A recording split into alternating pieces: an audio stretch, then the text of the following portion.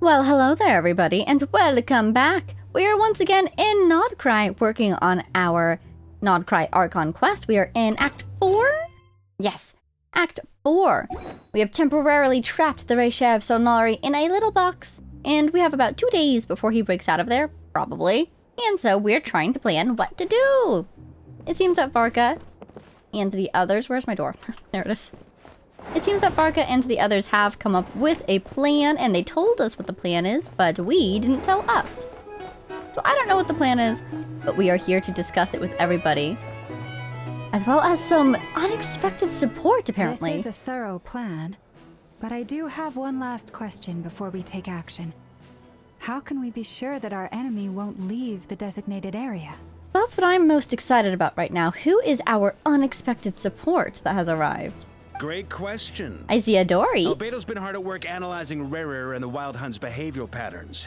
His conclusions are as follows. Firstly, from the earliest known confrontation until now, Rerir has never displayed any ability to manipulate the dimension of space. So it's unlikely he has any power in that domain. Ooh, very interesting note. Off to a great start. Secondly, he seems to have a particularly strong vendetta against our group. If we put him in a fight-or-flight situation, he'll choose to fight every time. We can use that to our advantage. We can predict his behavior a little bit. Thirdly, finally, and most importantly, he is consumed by hatred, both for the moon and for his enemies. Imagine hating the moon. Couldn't be me. Turns out, we tick both of those boxes. We have a reincarnated moon in our ranks, and a spy who accessed his private memories without permission.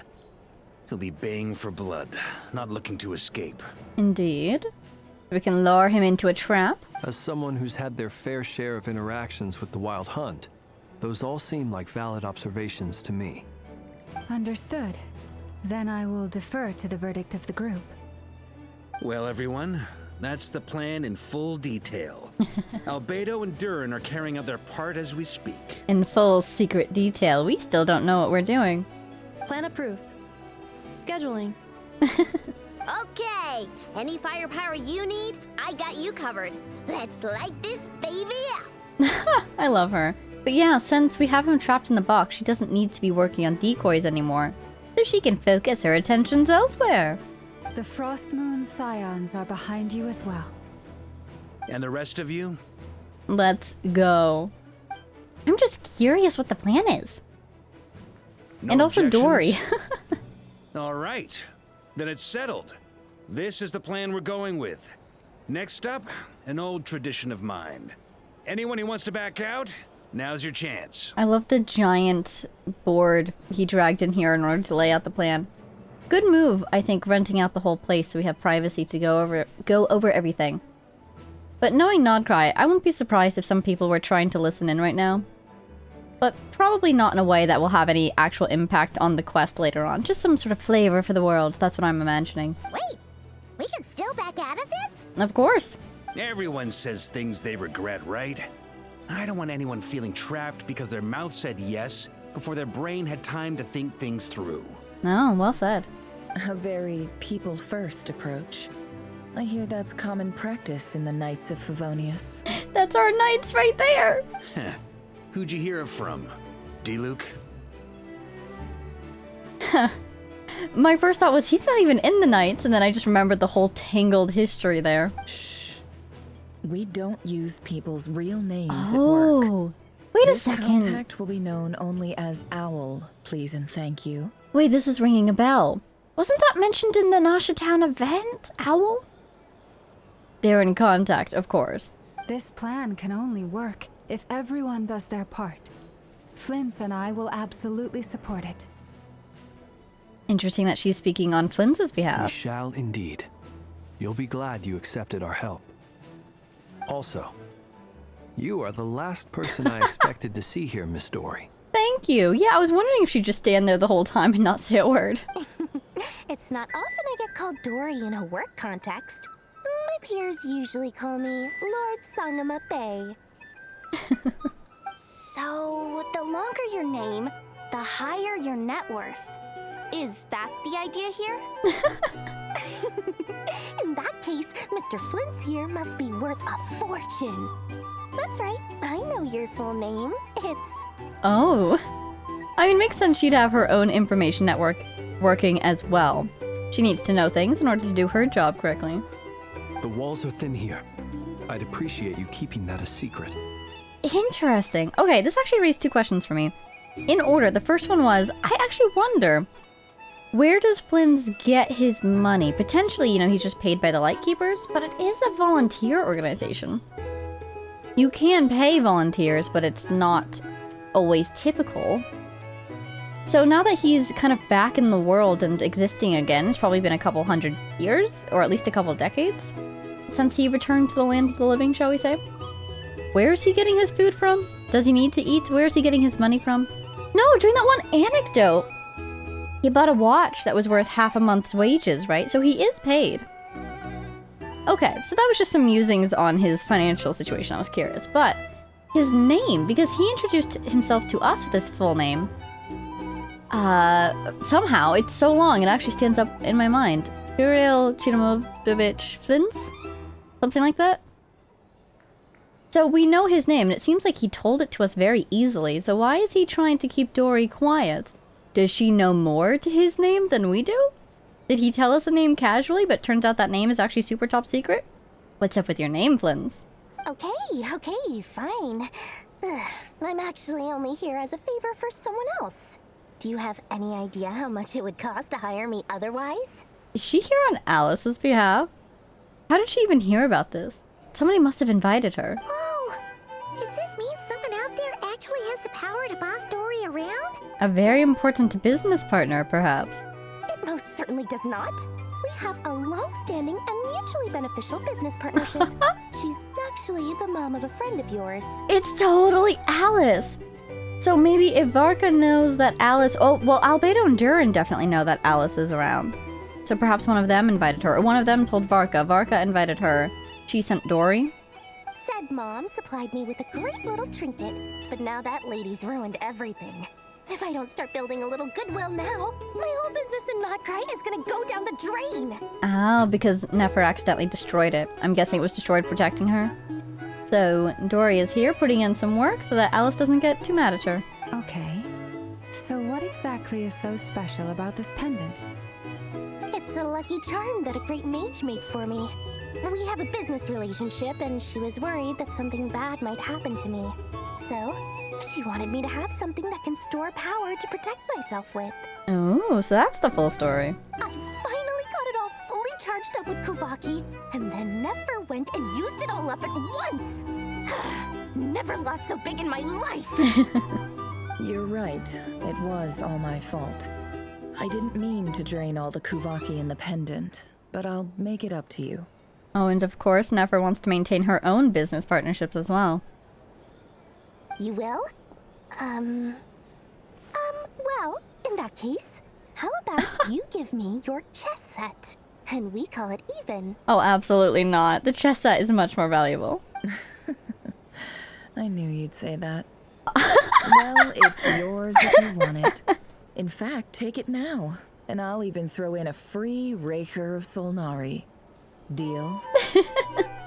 On one hand, she's saying, you don't want the chess set. On the other hand, she's saying, yeah, sure, take it. Get as far away from here as possible. You're putting me in a difficult position here. She'd have to deal with it then. It's a very useful thing to have around. But I have a funny feeling it won't be around much longer. I guess we'll see in a couple of days. Oh, she's accepted that it's probably going to get destroyed in this process. Looks like bankruptcy for me. Hey, don't be so pessimistic. See this through and you never know. You might find a new business opportunity on the other side. Seems Varka is an optimist. With an action plan in place, everyone goes their separate ways. You and Paimon decide to check in and see how each stage of the preparations are going.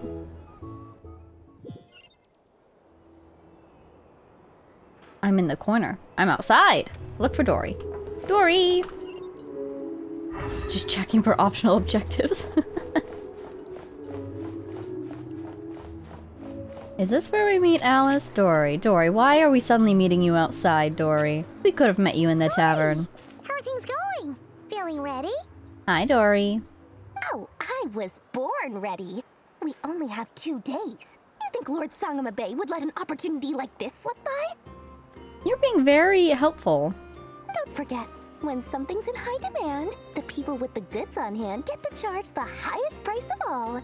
Even higher than the sellers taking advance orders. Ta-da! See? It's right here! Ooh! Wow, look at that. It looks like a relay stone from Inazuma. Sumeru in design. What is that? So pretty! Did you make it? I had no idea you were so skilled with your hands. No, I have a supplier. We go way back, so he made me a very attractive offer. He made you a very attractive offer. Who's he? Aha! No wonder you were talking about lucky charms at the meeting. Oh! Kave to make them for you. Kave made that? Oh, how wonderful. What is it? That's not the full story. It actually started a while back as a project between me and the Dendro Archon. What? What? What is it? It reminds me of the little thing that floated behind us during the fight with the Balladeer. Mage Alice once warned me that this world won't stay safe forever. There may come a day when everyone faces a great crisis. Mm-hmm. I passed this on to the Dendro Archon, and she secretly brought together a research team made up of Sumeru's top scholars to invent a technology that could keep people safe. I won't go into the details because it's all very complicated, but if you want to know more, you can ask the Dendro Archon about it sometime. Fascinating.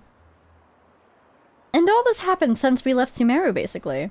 Anyway, point being, it was the Dendro Archon who asked Kave to build this little contraption. As one of the top Kasharawar talents, he was the obvious choice. I'm so curious. What does it do?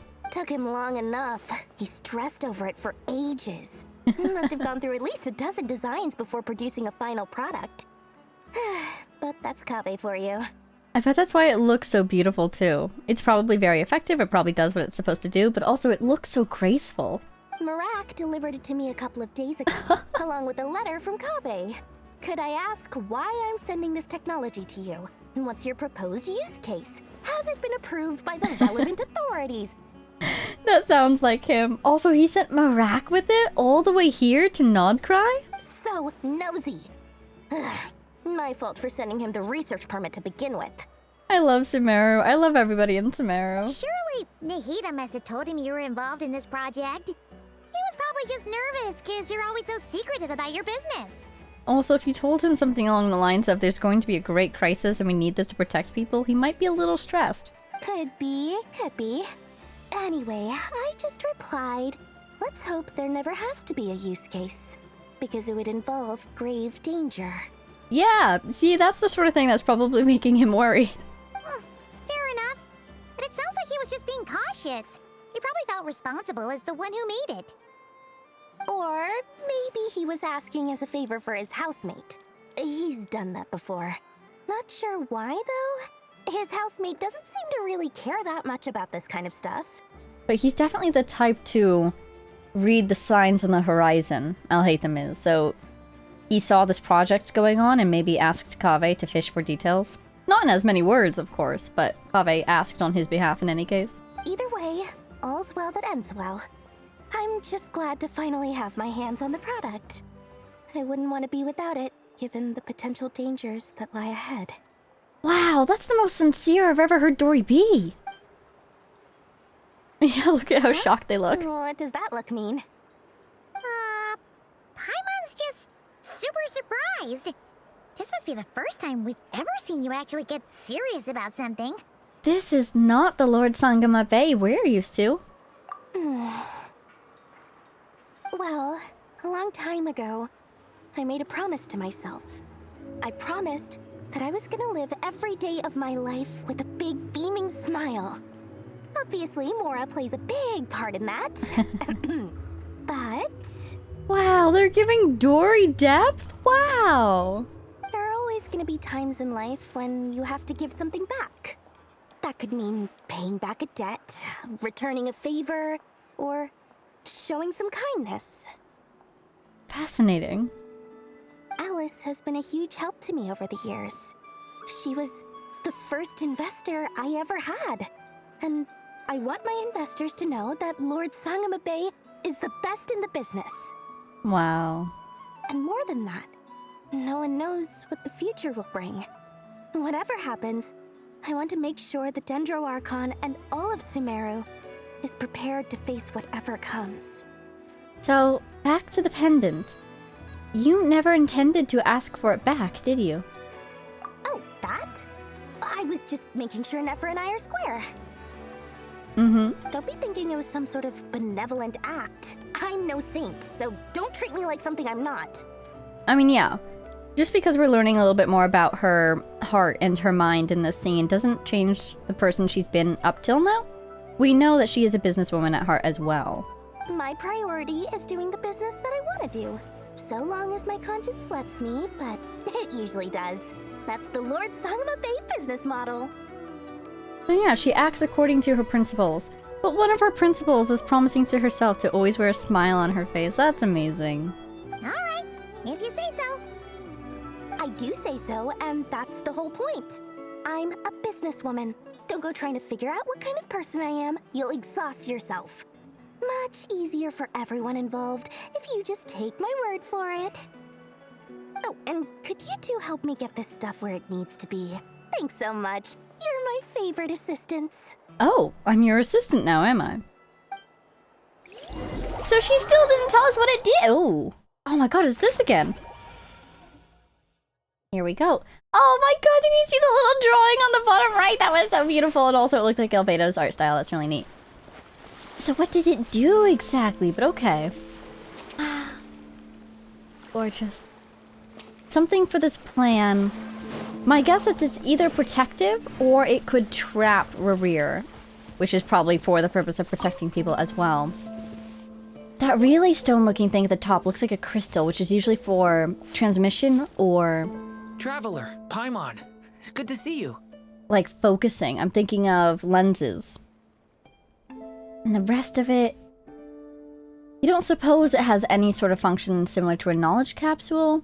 The design looked pretty different, but technology out of Sumeru that could be helpful in this instance. Everything going smoothly over here? Sort of. As you're probably aware, Varka, Diren, and I captured some abyssal creatures from the Wild Hunt. Right, to do your experiments. Per the plan, we dissected and analyzed some samples of these creatures. The process went very smoothly. The findings, however, come with some troubling implications. Oh, I'm concerned about troubling implications popping up 2 days before the showdown. What did you find? What?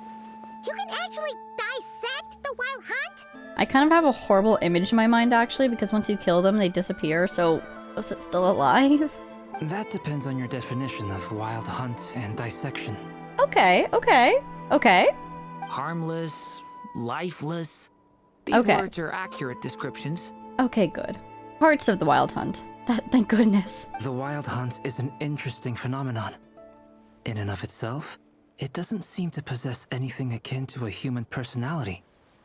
But taken as a collective, the medium through which the Wild Hunt is summoned does appear to have a soul. Weird. The medium through which it's summoned? What does that even mean? But do you suppose that soul is Rerir's? Master griped a lot about the wise Horoptetyr, and seemed somewhat fascinated with the foul certology. But she barely mentioned Rerir at all. Here we go. Yeah, this is another avenue through which we could get information on this subject.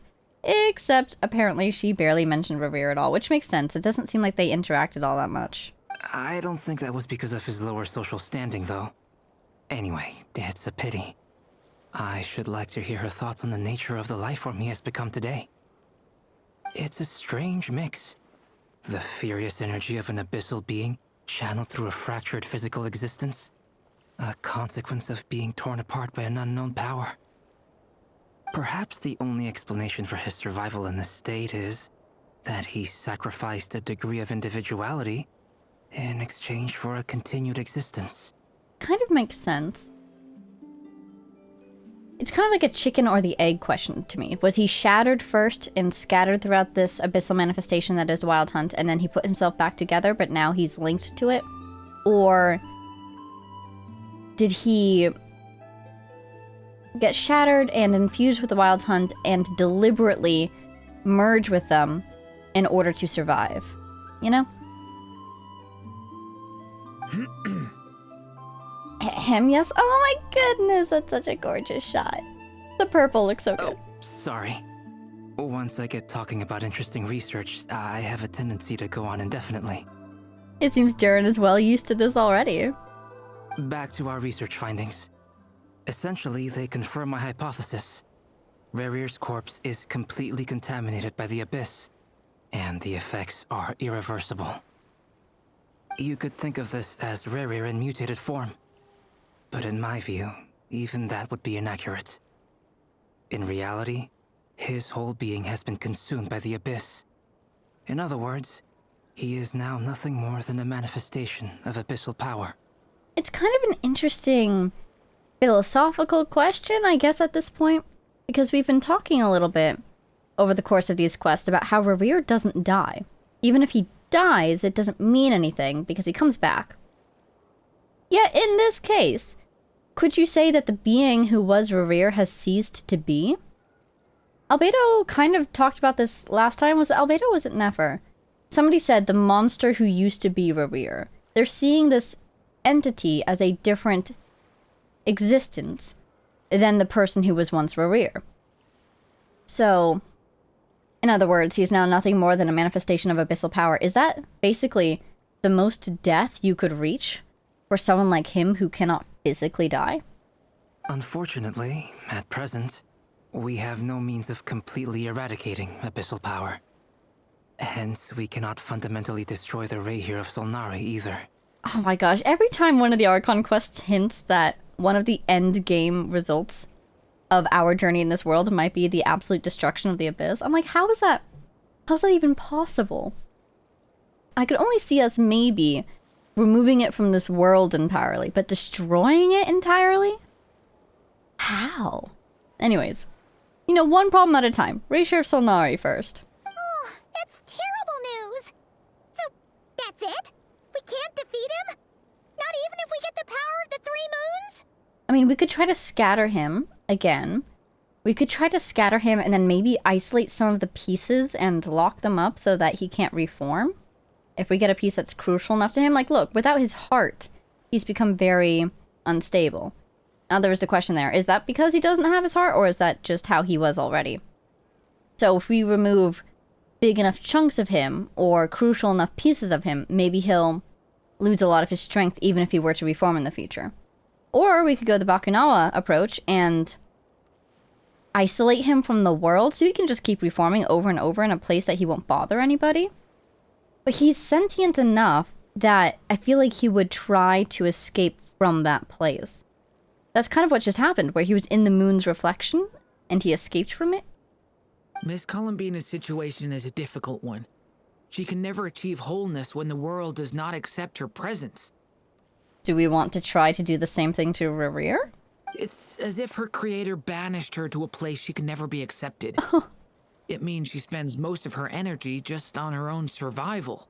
Wait, oh no, the parallels to his story. The way he's putting it, like the words he's using, I wonder if he sees it as similar to his own past as the original Durin. Given the circumstances, it's only natural to despair. But we must see this plan through to the end. Time to kick off the backup plan. Oh, the backup plan. Oh god, we're already onto the backup plan. Oh, Paimon almost forgot. This is for you. Dory asked us to bring it. We didn't even make it through the original plan. It's kind of funny, the object looks to be more high def than Paimon herself. I guess that's just because she's older and it's a newer model. I'm just staring at it. What does it do? Is it a laser? Or is it something that absorbs? Is that a knowledge capsule or just a floaty rock? Ah, how wonderful. Well, thank you for making the trip. Durin and I will be heading off shortly. Good luck, stay safe. I'm sorry I won't be there to protect you in person this time. Please be careful. We will. Aw, did you hear the way he said that? That was so sweet. All right then. Stay safe. Same to you. The plot thickens. We have floaty rock now. The drawings are so cute! I can't get over those. I see sparkles. I am immediately diverted to the sparkles. What if I'd forgotten to pick up this carrot? The whole plan would fall apart. Alright, I'm going. I love how the little sparkly trail, like, follows you. It wants me to come back. Ooh, the Frostmoon Scions. I wonder if this plan involves them, or if Lauma is encouraging them to leave. Wow! That's so cool! Oh my god, the feeling of walking into a crowd of named NPCs, that's sick. Aaron Ruth is here. Is my good friend here? Tolfin? No. Let's see what Lauma has to say. Miss Lauma, is everyone here? Yes. The fate of my flock is in your hands, Grandmaster Varka. Please keep them safe. Wow, the way she said that just brought back such, like, an audio memory for me. Her voice in that first sentence sounded so similar to, "The fate of Tevat cannot easily be changed." You know? My lady, what are you saying? Within the next 24 hours, we will face the biggest crisis the world has ever seen. And Varka is going to protect the Frostmoon somehow? This is not a burden that we deserve to bear. But I believe that we reap what we sow in this life. So I intend to act. I must do what I think is right. Man, I adore Lauma. That is so well said. For me, that means fighting for the future of Nodcry. Of course. This gentleman is the Grand Master of the Knights of Favonius, Hey. Varka, Knight of Boreas. In my absence, please follow his lead. Fascinating. She really is turning over the Frostmoons to his protection. But that kind of implies she'll be on the front lines with us while he's staying behind. I mean, somebody does have to stay behind to protect everybody. But interesting that they've decided that's the best use of their respective talents. Oh, we did make some suggestions, didn't we? In the hotel, the flagship. About the lineup should be more flexible? Interesting. But I suppose it makes sense because Lauma's powers are very lunarly aligned. So perhaps that's why we've decided to have her on the front lines while Varka stays here. Hey, everyone.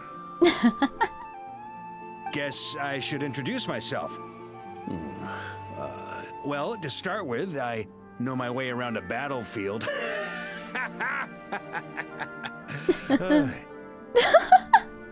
Every time he laughs, I just think of his laugh, not mine. The biggest strengths are honesty and hard workingness. Anyway, point is, I don't intend to let Lauma down. I'm gonna do everything in my power to keep every last one of you safe and sound. Interesting. Okay, so Varka's on defense. Wow, what an interesting collection of portraits in the bottom right. Dane, Dory, and Varka. Dane and Dory is a hilarious combination to me. Ooh! Wonder why they dropped us over there. Hi, Dane! Something on your mind? Ooh. I'm very curious about this conversation. Miss Columbina, was it? I believe that's how the others addressed you. She is a god, but she's not one of the gods he's had particular umbrage with. That's right. Names are funny things. Have you always been called Dainsleif? Oh, Columbina, I adore you. Good question. Yes. I take it your own name has a more complicated history. And I really feel like it's going to be addressed at some point because they bring it up quite often. I have a different relationship with names than other people. To be honest, I'm not even sure that Columbina is my name. At least, not in the same way that Dainsleif is yours. But it's what everyone calls me, and I go along with it. A lot of my life has been that way. I get so used to things that I forget to question why they are so. I never used to think much about where names come from, or what they mean to people. Maybe something's wrong with me. Actually, I think this is kind of a turning point for her in her character arc. She's realizing this one right here, I think, is really important. A lot of my life has been that way. I get so used to things that I forget to question why they are.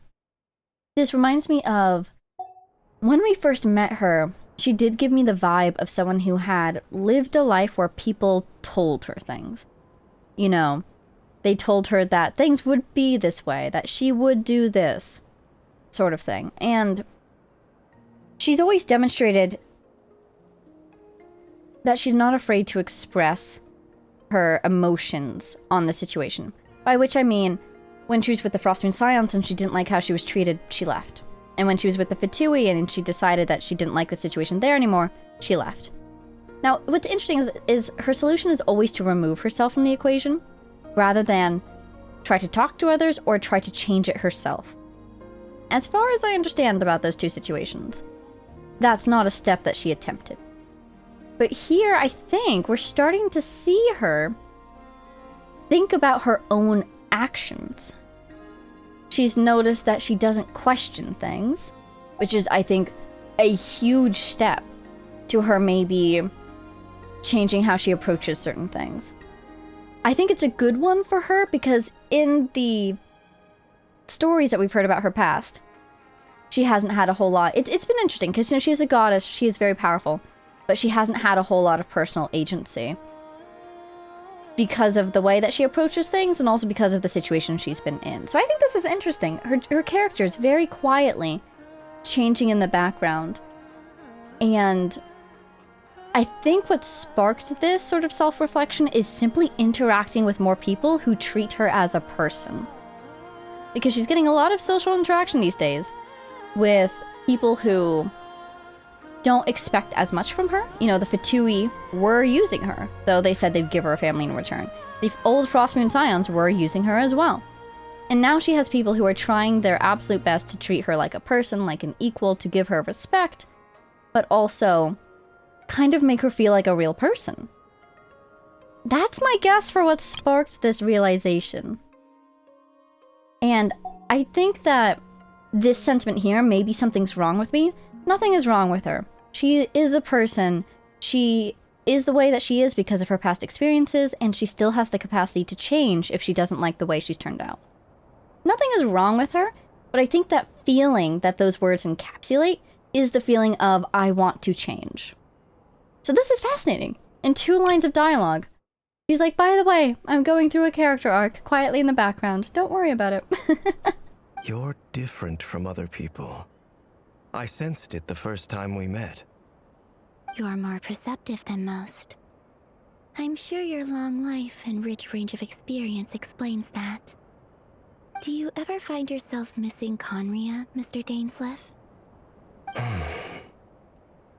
Interesting question. Difficult to answer. I have dreamed of the past many, many times. Sometimes I'm fighting tooth and nail. Other times I'm lying on the ground, defeated. I don't recall any happy moments from that time. It has been too long. We know that his memories are, you know, he fights to keep them intact. We know that also his time in Conria kind of ended on a sour note. It's a difficult question to answer. The answer itself is complex. Is that because hatred survives longer than love and affection? Ooh. That would not be for me to say. I make no excuses for the grudges I bear. But whatever the reason, I remember little that was beautiful or sentimental. This is cool. Wow, digging into Dainsleif's feelings about Conria. Thank you for your help with the Rerir situation. Without your efforts, I never could have learned the hidden truth of his story. You're welcome. I know he's your friend. Ha ha ha. Interesting. Friend? Yeah, interesting feelings there. He betrayed me. And I never really understood what he was going through in life. Some friendship, that is. Okay. So, do you plan to fight him with us? You see? You're torn. Now you know what really happened. You see the things he's done in a new light. Two thoughts. First, some friendship that is, he says, but I think his decision here will kind of end up defining what their relationship was. And not only his decision, but his reasoning for his decision as well. At the same time, I wonder if this conversation could be applied to Columbina's relationship with someone like Sandrone, for instance. I never really understood what he was going through in life, and he betrayed me. Could that be said of Sandrone towards Columbina? Or the other way around, perhaps? I feel like something is resonating here. I wonder if this will have deeper implications in the future. I need some time. Yeah, that's fair. Of course. I completely understand.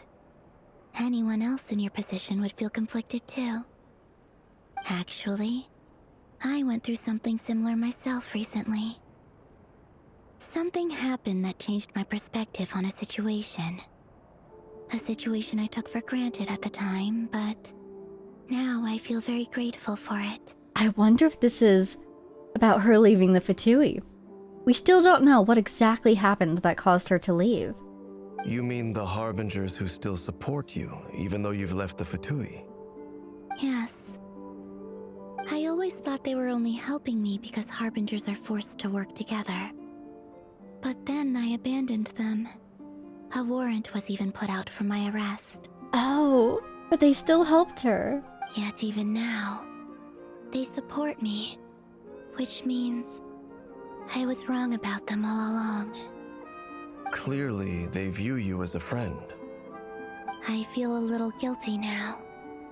I regret not seeing their help for what it was, and not treasuring it. Interesting, okay. Wow, it seems like her mentality about her time with the Fatui was very complex. She said she wanted a family, or something like a family, right, out of it? Or at least that's what she was offered. And it's implied that she stayed with them because she liked that offer. But then, even as she longed to be family with them, she thought that they were only, humoring her or tolerating her because Harbingers were forced to work together. But they actually did want to be close with her. And then only after she left did she realize their true feelings. But okay, that's a little tragic, actually. But not entirely hopeless. They're all, 3 of them are still currently alive, them being Columbina, Sandrone, and Arlecchino. The 4th being Signora. So I suppose there is a bit of light in the distance. You could, now that you know their true feelings, attempt to build stronger bonds, even if you're not with the Fatui anymore, maybe? I see the guilt that you're feeling now, because I feel it too. Hopefully, talking about it will do us both some good. Kindred spirits, wow. Have you noticed that the Traveler and Paimon are over there? I think they've been listening. Yeah, that's why they had us approach from behind the rock and then didn't have us appear in the scene. We're totally eavesdropping. Have they both known this whole time? Huh. Shall we say hello? Oh, I'm embarrassed. Sure. Hello. Hi. What an interesting collection of characters these quests are giving us. Ah! They caught us!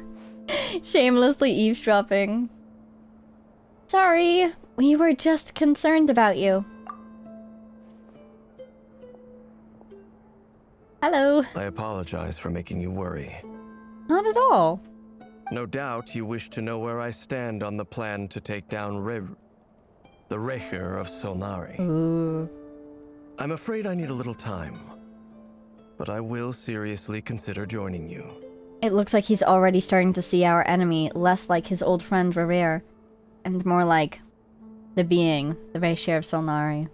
You will? Oh, thank you so much! Everyone will be so grateful to hear that. They needn't be. This was something that I was going to have to face up to eventually. I mean, yeah, he's in a one-man crusade against the Abyss Order, and I would say probably against the Sinners a little bit. He probably feels very conflicted about it because of everything with his brother. And that's why he says this. Yeah, he was going to have to face up to it eventually. He'd have to decide how he felt about the Sinners eventually. That doesn't matter to them. They're grateful to you regardless. You can't control their gratitude, so just accept it. And then, have a think about whether you're willing to join us. Ooh, look at her go! Ah, perfect timing with the music ending. Oh, over here! It's nearly showtime. Let's go rendezvous with the others. You know the place. I sure don't, but I'm gonna follow that beacon of light. The paths of the Kuhenki are so cool. Okay, just sort of looking around. The agreed location? The Sanctum of the Oathkeeper? Hello, Moon Mirror. How's the moon? Wow, it's still there. Wonderful.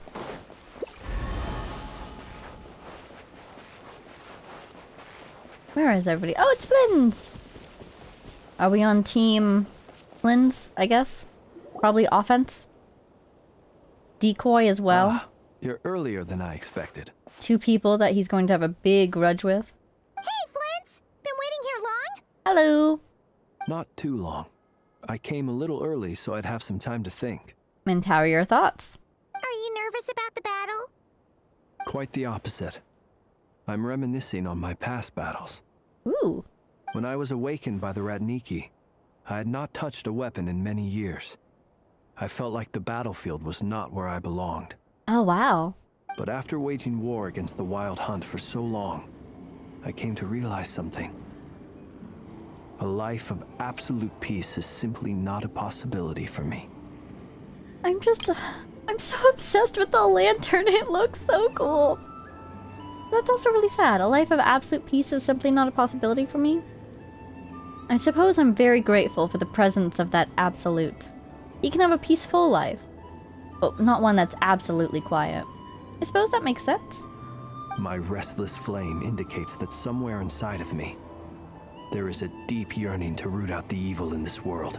He's such a cool character because he has that element of driven against evil, you know, passionate about justice and protecting others and rooting out evil. But his character is not the presentation that you typically get that in. You know, he seems very dark. He seems very gloomy. He's quiet, reflective, and tends to isolate himself. Normally you get this sort of like passionate, I'll take them all on feeling from someone like Varka in a lot of different media. So I think it's really cool that they've combined that archetype of being just genuinely good with this sort of quiet, introverted character. That's really neat. Oh, that doesn't sound like such a bad thing. I agree. Well, in the past, when I was a Fae whose primary concern was hibernation, it was hardly ideal. But it certainly serves me well here in the present. And I am delighted to be able to join forces with you in this endeavor. We'll do our best to help as well. Looks like I'm not the first to arrive. Hi, Lauma. Ah, Miss Lauma. This is such a cool team. Are we the heavy hitters? Did you sleep okay last night? How you doing? I struggled to settle down at first because of the nerves. But don't worry. I got enough sleep in the end. I'll be just fine. Thanks for everything. Please. I'm just doing my part. Never! Over here! Oh, definitely heavy hitters. Ho ho ho. The goods have been delivered, and the backup plan is underway. Aino asked me to relay a message. She said Anefa will be on high alert and keep a close watch over all secondary districts where defense is required, providing support as necessary. That makes sense. With Anefa's ability to move around quickly and to carry Aino if she needs to, they make sense as a mobile defensive unit. They can respond as needed to hotspots. I get the feeling, so we're the front lines, Anefa Aino is middle ground, Varka is last line of defense. The only question is, where's Columbina in all this? And what are Durin and Albedo up to? Meanwhile, Ino herself will provide range support to us directly, using her latest invention. And she's ranged, cool. Excellent. My thanks to all involved. Oh my god, are we gonna open the box? Are we gonna open the box? The chess set's looking a little unstable. It won't hold him much longer. We should be prepared to engage at a moment's notice. I can't believe we're letting this happen. I can't believe we're, like, willingly starting a fight with a sinner. No Oh my sense God. sitting around waiting. Let's make the first move while we still have the option. I mean, it does make sense because we're in the situation. We can't escape the situation. We need to press our advantage while we have it. But also, like, oh my god, I'm terrified. I agree. Paimon, find a safe hiding place. Oh my god, Nefer, I love you. Paimon, goodbye. Stay safe. Got it. Be careful, traveler. I'll see you soon. I will. I love them. Bye. Here we go, here we go. Sword equipped. Everyone, take your positions as soon as the battle starts. Like, is this even going to be a Every fight? What's ounce gonna of happen? strength we have in our bones, let us bring to this fight. Ready? Yeah, I think. Let's go. Oh my god, look at it. This is so cool. I've seen all your futile ploys before. Hello. You have become the authors of your own demise. Hopefully the box was not in the room while we were strategizing, otherwise that would be a complete waste. But also the hand, the eye on the hand, just like Nevenet. I wouldn't be so sure about that. You are merely a moment of sport before I tear down the moon. Okay, sounds like a game. We're going to win it. You say sport, I say challenge accepted. What? Why is there a loading screen for this boss fight? Whoa. Stay on your toes. I wasn't expecting a boss fight.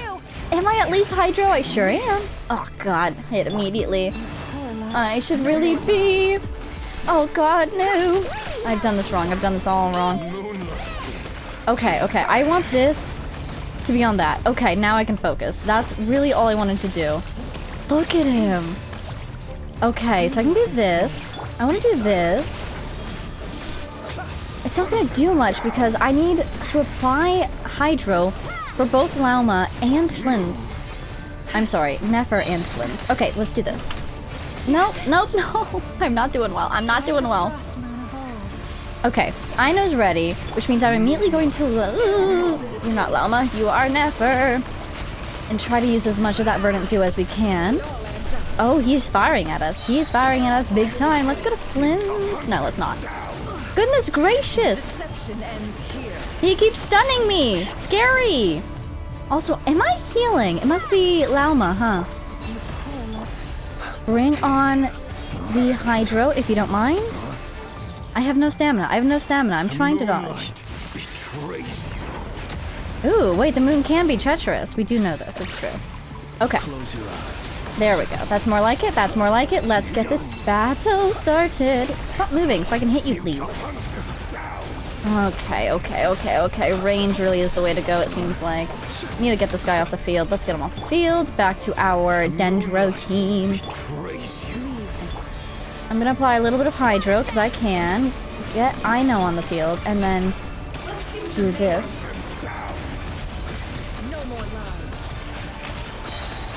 Okay, I've got a lot of Verdant Dew I can use.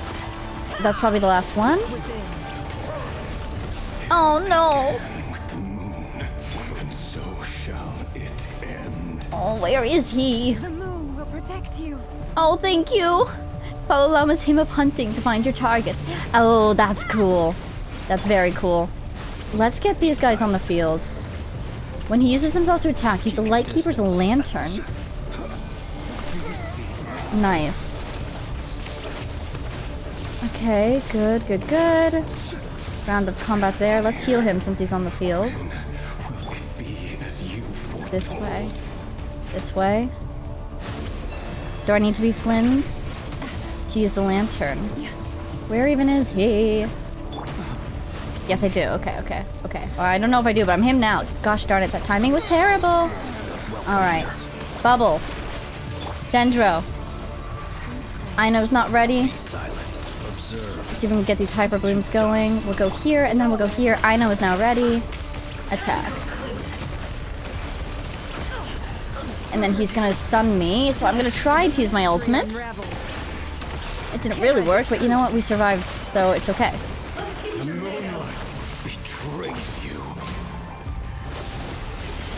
It's so cool listening to his dialogue, knowing more about what happened in the past now. It makes a lot more sense, everything he says about knowledge and the moons. Look at those things attacking us, they look so cool. Stop attacking me! I'm trying to attack you! He just has so many back-to-back attacks. Be silent. Oh, why did my own dendro hurt me? This is so sad. Okay, do this. But yeah, it's hard to dodge all of his attacks because they just keep on coming. Stay your hand, she said. Didn't you hear her? Okay. I'm honestly just gonna rely on my ultimates more than I normally would. Because goodness gracious, he just keeps attacking me. Sorry. Yes, I know, everybody's dying. We're doing fine, honestly, we're doing fine on HP. This is just not my most elegant fight. Oh, I do like that her charge attack follows the target. Your little game of heroics is over. I don't like what's happening here. First, raise you. Getting my stamina back. Where is he? He's over there. Oh, he's doing something. What is he doing? Look at the moon. No, we've been separated. Oh my god. That's why they gave us 2 Hydro characters. Stuck outside the barrier. I guess he really doesn't like us. I told you before. Knowing too much is always a death sentence. And we lost our healer too. Oh, but the moonlight is helping us. Very cool. Oh, I'm not on 1? Larua, can you hear I... The bubble returned. But at least I know they're still there. You need to focus. Speaking of the bubble. Stick to the plan. Remember my most important task. My most important task. Just keep stalling him. For long enough, the moment will come. Alrighty, yeah, I feel not so bad about taking forever in this fight now. We are stalling. It is our job, in fact. Oh man, I love the sound of her voice. Stop it. Let me attack you with my cool attacks, please. Yikes.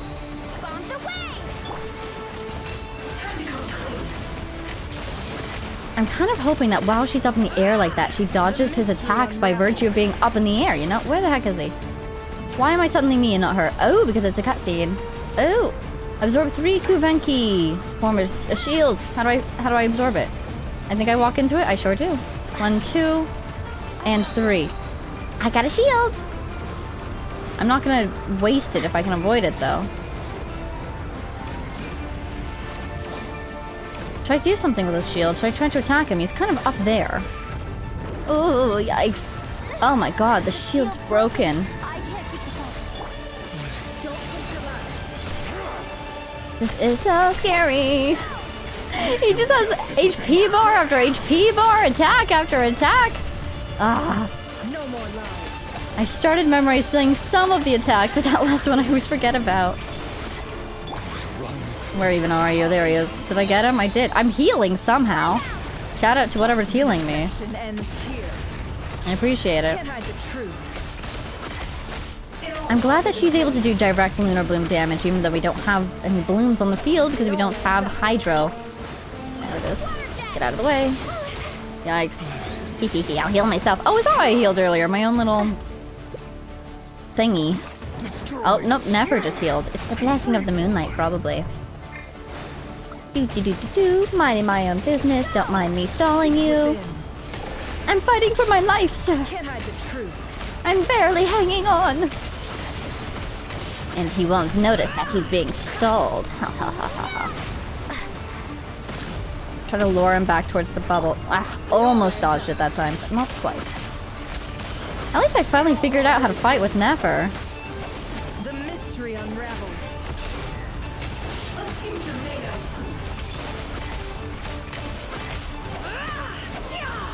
Where'd he go? Way over there. Cannot switch character. Oh, please. Oh, I can't. Kuvaki! There's a 1. Oh, and it healed us too. Nice. There's a 2. There's a 3. No other way? Where did my shield go? I had a shield for a second there. Q? Oh, she's gonna use her ultimate to dodge his attack? Oh my god, she's just like me for real! Oh. It seems like it took a lot out of her, but I think she like put her little structure that she makes around him. So he had to break through it. To defeat Rerir is to borrow his own power. In order to break out. Oh, look at Columbina. Okay, great. Wait. Group shot. That means Amazing. Columbina will have to disappear while you two bear the brunt of his attacks. I'm down. You have to hold on. Find a way to keep him focused on killing the two of you. Easy, we'll just stand there in front of him and he'll be consumed by rage. We can taunt him with his own memories. If we need to. Your eyes are bleeding. Oh, goodness gracious. Soon you will be powerless to resist. Oh no, her eyes. And then I will reduce you to dust. Uh-oh. But that dust will plague your memories. Mm-hmm. Come on. Keep holding on. We have some food. Would you like an egg? Any other tricks up your sleeve? Let's see them. As entertaining as they are, you've backed yourself into a corner. What space are we in? What moon is that? Is it the Frost Moon? You don't fool me. The other two are destroyed. See your fear clear as day. This is fair. This is true. Everything he says. I have to stoke his rage. Make him unleash everything. Yeah, okay. You fear what you could never defeat. You fear the thought of never being able to save your beloved. There we go. Come on, Nefer. You cannot win the fight against fate, Rerir. Oh, like we said earlier, she knows exactly what to say. Is that what you think? Well, now it's your turn to feel afraid. Oh, way ahead of you, buddy. You can't make me feel afraid. I'm already afraid. You fear the sound of your own name? Ooh. Is it us you hate? Are you or afraid is it of what you've become? her seeing what you've become? Let's see what becomes of you. Oh my god, look at him. Come on, Vega, get her out of there. That's alchemy! That's alchemy! What did they make? Are they absorbing his power? I think they are. Oh, the animation looks so good. Nice, nice, nice. That's why we needed him to use his power. If he unleashed it all, we could steal it away. I've seen it before. You've seen it before? Oh, because of Ryan, daughter. And there's the object. Durin's doing something. Columbina's gonna do something, I bet. Level. We'll need to use an alchemical array to convert his power into a usable form. Then quickly channel it into Columbina. Oh my rendering her god! Powerful enough to compete with him. We're powering her up! We're gonna power her up! I'll join you. I can help. If I release enough abyssal energy into a confined space, it'll create a potential difference, allowing us to extract a huge amount of elemental energy. Oh, his heart! I'll synchronize with everyone's minds using pyro, then give you temporary access to their abilities and fields of view. Oh my god, It won't last long. Is that the ability of Pyro to connect? Can you see? He must have such a good understanding of Pyro if he can use that. Without even being from that land. So, we have a student of Gold's Rhine-daughter in our midst. We sure do. How about that? It's just like fighting her. Oh, that looks sick. Good move, good move. Oh, did you see like the star trail in her path that looked like a constellation? It's probably actually the moon trail. Oh my god, oh my god. They look like threads in her attacks. Look at the speed of it. Oh, she's got a bubble? Her speed's definitely increased. You use my own power against me? Heck yeah, we do! How you stole Kuvaki. Oh. Looks familiar. Oh, wow. Oh, wow. Oh my god. Just like he did to us. Get him, Columbina. The Moon Gate. He might be afraid of it. And the song, it's her lullaby in the background. Don't you realize? You don't have the power to hold that gate open. I don't. Is she going to let it? Oh my god! Dang! Goodbye, Rerir. I didn't even look at him! But also, Dane. That's interesting. We won. Oh, she's smiling. Is he okay? Oh, he's okay, but I feel like that's maybe a hint that he won't be okay in the future because he just used so much abyssal power. And the, like, existential crisis I'm worried he's gonna go through. Oh my god, look at the blood. Nefer, how are your eyes? Don't even open them, just rest them. But did they feel... how did they feel? They're fine. Apart from the blindness, of course. She can't see. Well, can you not see because your eyes are closed? Or... talk to me, what? It's not too late. Let me handle it. Can we heal them?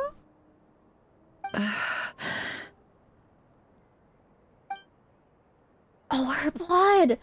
Right, she can use it to heal people.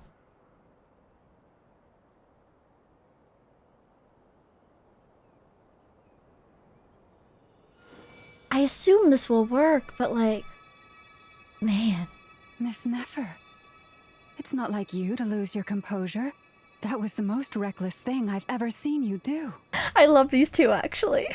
Reckless how? The situation was critical. Our lives were at stake. We had to do something. Even so. Mm-hmm. Okay. I guess you're right. Under the circumstances, it was a wise decision. You traded your eyes for an incredible victory. Man, it's so cool to see how everyone was working together for this. In business terms, I suppose that's a huge return on investment. I'd be hard-pressed to argue otherwise. Still, I don't like this outcome, and I don't want you to lose your sight for good. People suffer when they make sacrifices they shouldn't have to make, whether that means faith, strength, or in this case, your ability to even see. I love this, especially Lam was saying this in front of Columbina, considering the way she was treated in the past. I had hoped you could win without sacrificing so much as a single hair on your head. It makes sense, though, that it wasn't that easy. And of course, Nefer would make the sacrifice as soon as she determined it was necessary. She okay? Thank you. Really.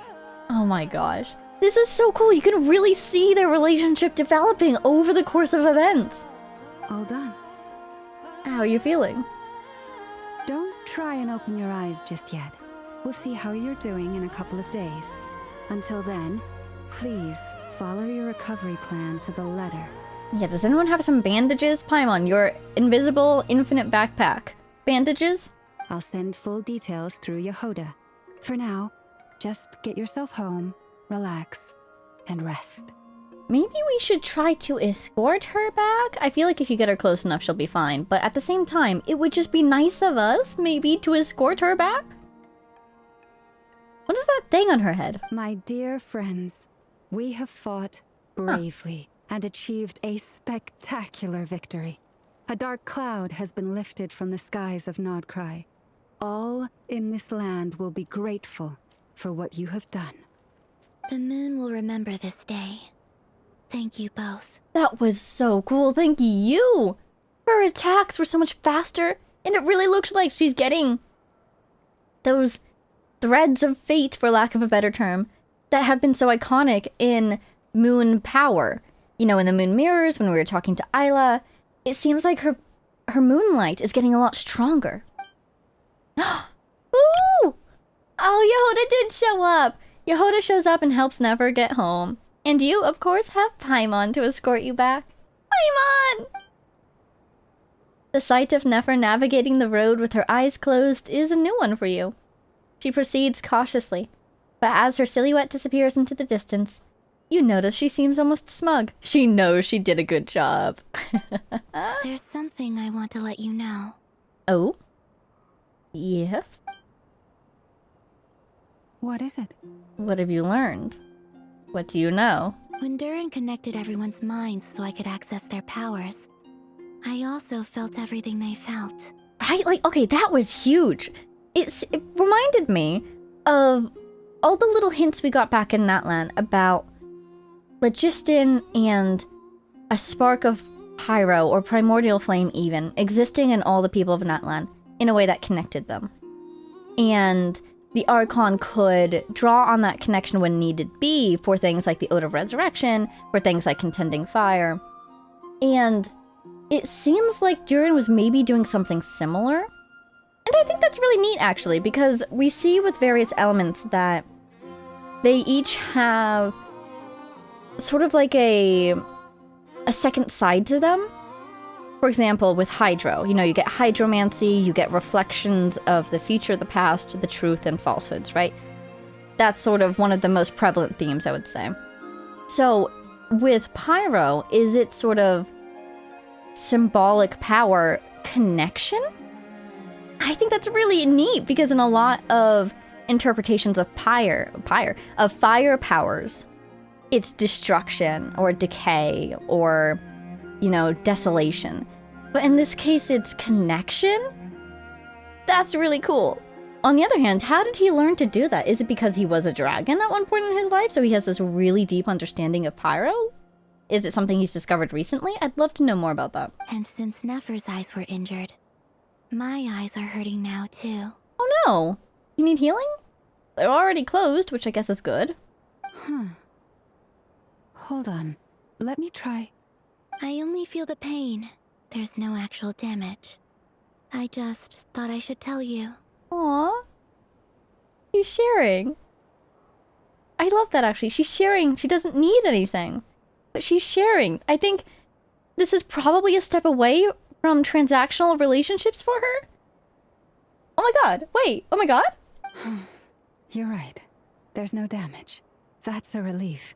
She's just telling us because she wants us to know? And because we would want to know? But I must say, I'm surprised to hear the Kutar share something like this with me.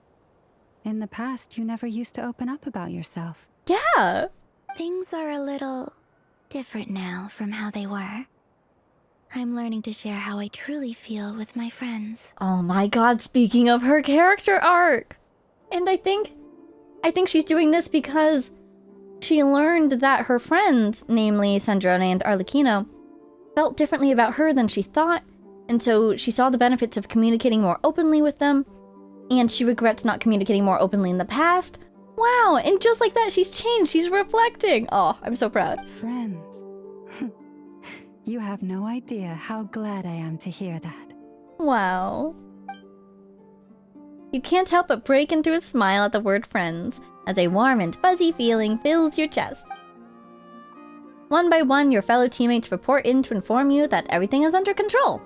At Lauma's insistence, you lie down. You fought on the front line against Rerir, and now you need rest.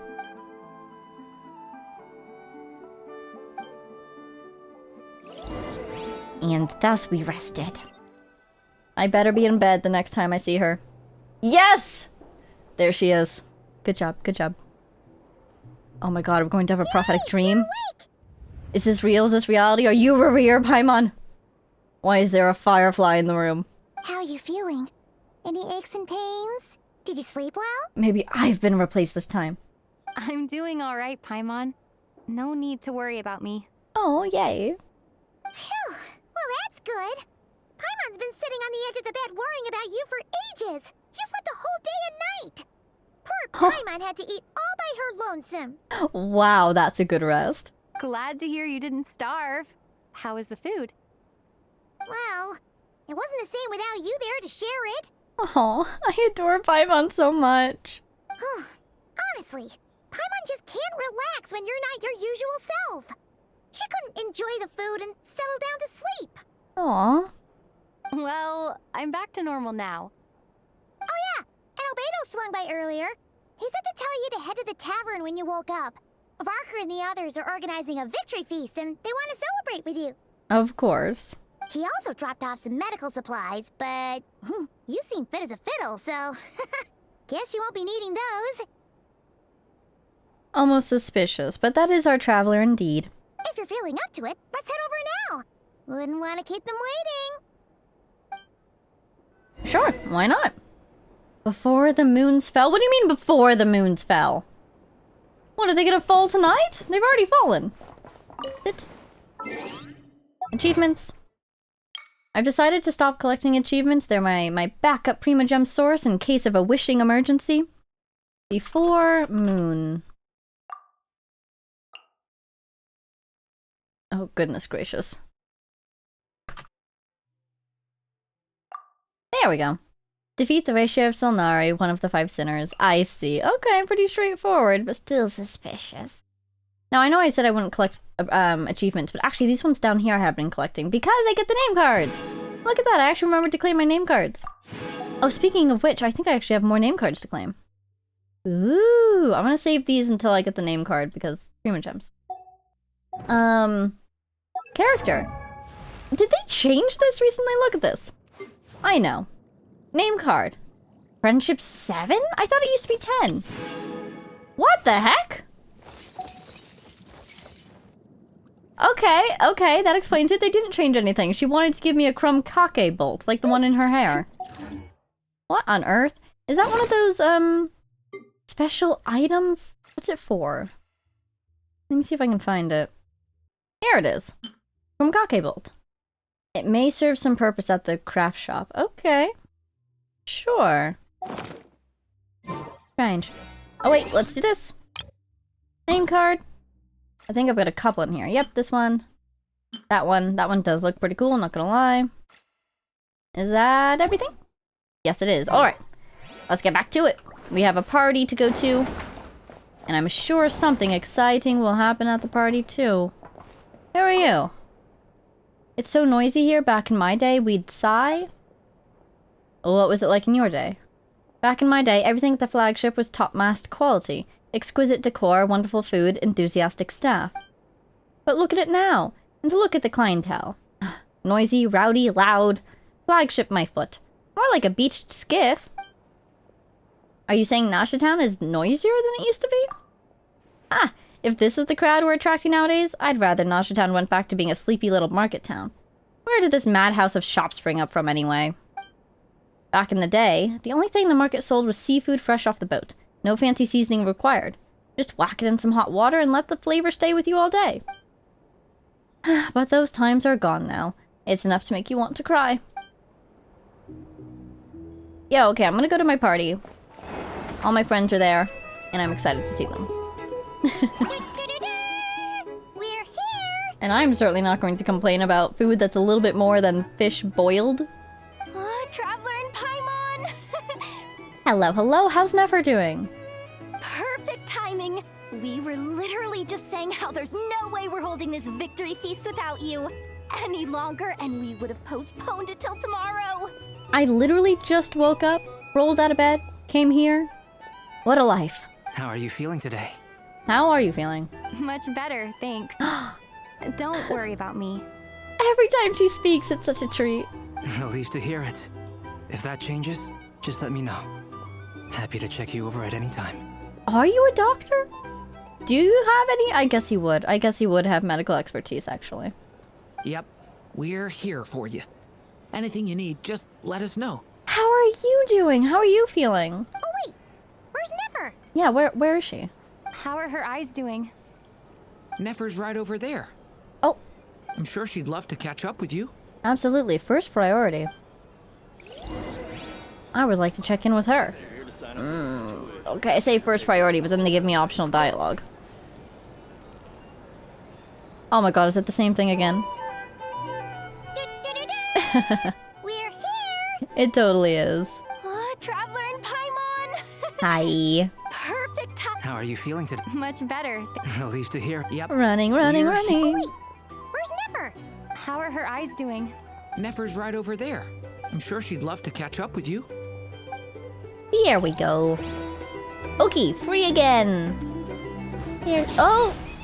That's the wrong button. Can I talk to Dory? I can. Hello, you. Recovered from the battle? Mostly recovered, thanks. I'm touched that you'd ask. Come on, what do you mean? Of course I'm gonna ask. I care about my friend's well-being. And we are friends, aren't we? If you say so. Get yourself a drink. You've more than earned it. In fact, today, your drinks are on me. Lord Sangama Base got you covered. And do I have to pay you back for this? Wow, really? What about Paimon? Has she earned it too? Has she? Please? Well, you haven't been through quite as much as the Traveler, but... what the heck, sure. She knows that if she didn't include Paimon, she would incur my wrath. Yay! Wow! Drinks on Dory! What a historic day. For some reason, I find it very funny that Paimon is pointing in the same direction as that arrow on the wall. Hey, keep your voice down, or everyone else is gonna want in too. You... Have you heard anything I've been saying recently? Doing business in Nodcry has been an absolute nightmare. If I'm buying for everyone, oh... Okay. Paimon will speak more quietly. Jeez. You should know by now, Dory. Paimon's unique ability to spread information to all four corners of Tevat. That's more like it. Don't you forget, Lord Sangama Bay doesn't just go around buying drinks for anyone and everyone. Amazing. Okay, so there is optional dialogue. Just those three will trigger the same scene again. Hello, Varka. How are things back here? I thought of 1,000 ways to congratulate you, but now you're here, words are failing me. No worries. How were things back at the Scions? Was everything okay? The honorary I assume so, but you never know. Once again. Oh my god, the Mondstadt salute! Oh my god. That makes me so happy. Well said. The honorary knight showed us all how it's done. I'm so happy to be living up to our title. The honorary knight returns. The other knights tell me that Mondstadt was the first stop on your journey. All of us are truly delighted to count you as our friend. Aww. I miss Mondstadt. I'd like to thank you for supporting the Knights of Favonius, and also for helping us save Nodcry. Don't mention it, Grandmaster. Nonsense. Of course I'm gonna mention it. This is more than just business. It's a relationship. And there can be no relationship without showing gratitude where it's due. Alright, he didn't mention anything about how it went for him, so... I had small concerns about the Wild Hunt attacking the Scions whilst we were battling... I almost said Varka. Whilst we were battling Rerir, but I suppose not. Okay, before we speak with Nefer, is there anybody else? Because we're missing a couple people. There is! Ha ha ha, thought you could hide from me. No, sir. Hi, Dane. I see you've recovered. Indeed. How are you doing? You bet. Snooze your way to full recovery. I'm doing much better. Thanks for checking on me. Glad to hear it. How are you? Also, okay, the fact that he could keep the moon... What's it called? Moon door? Moon portal? Open is very interesting. His ability, the dark blue ability, is it spatial?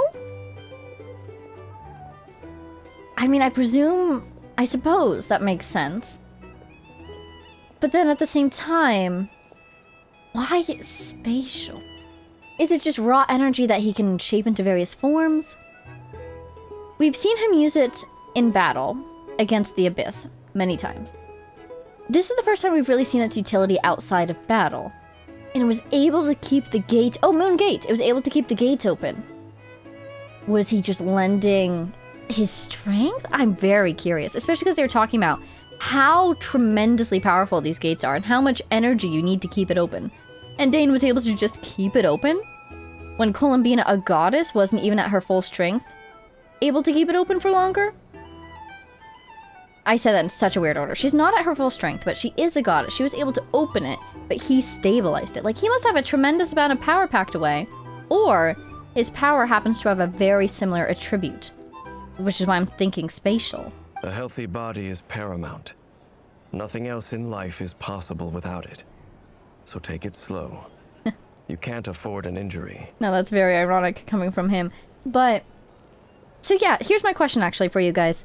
Do you know of any place within this game that has talked about what power Dane might have, or a power from Conria that might be the one that Dane has?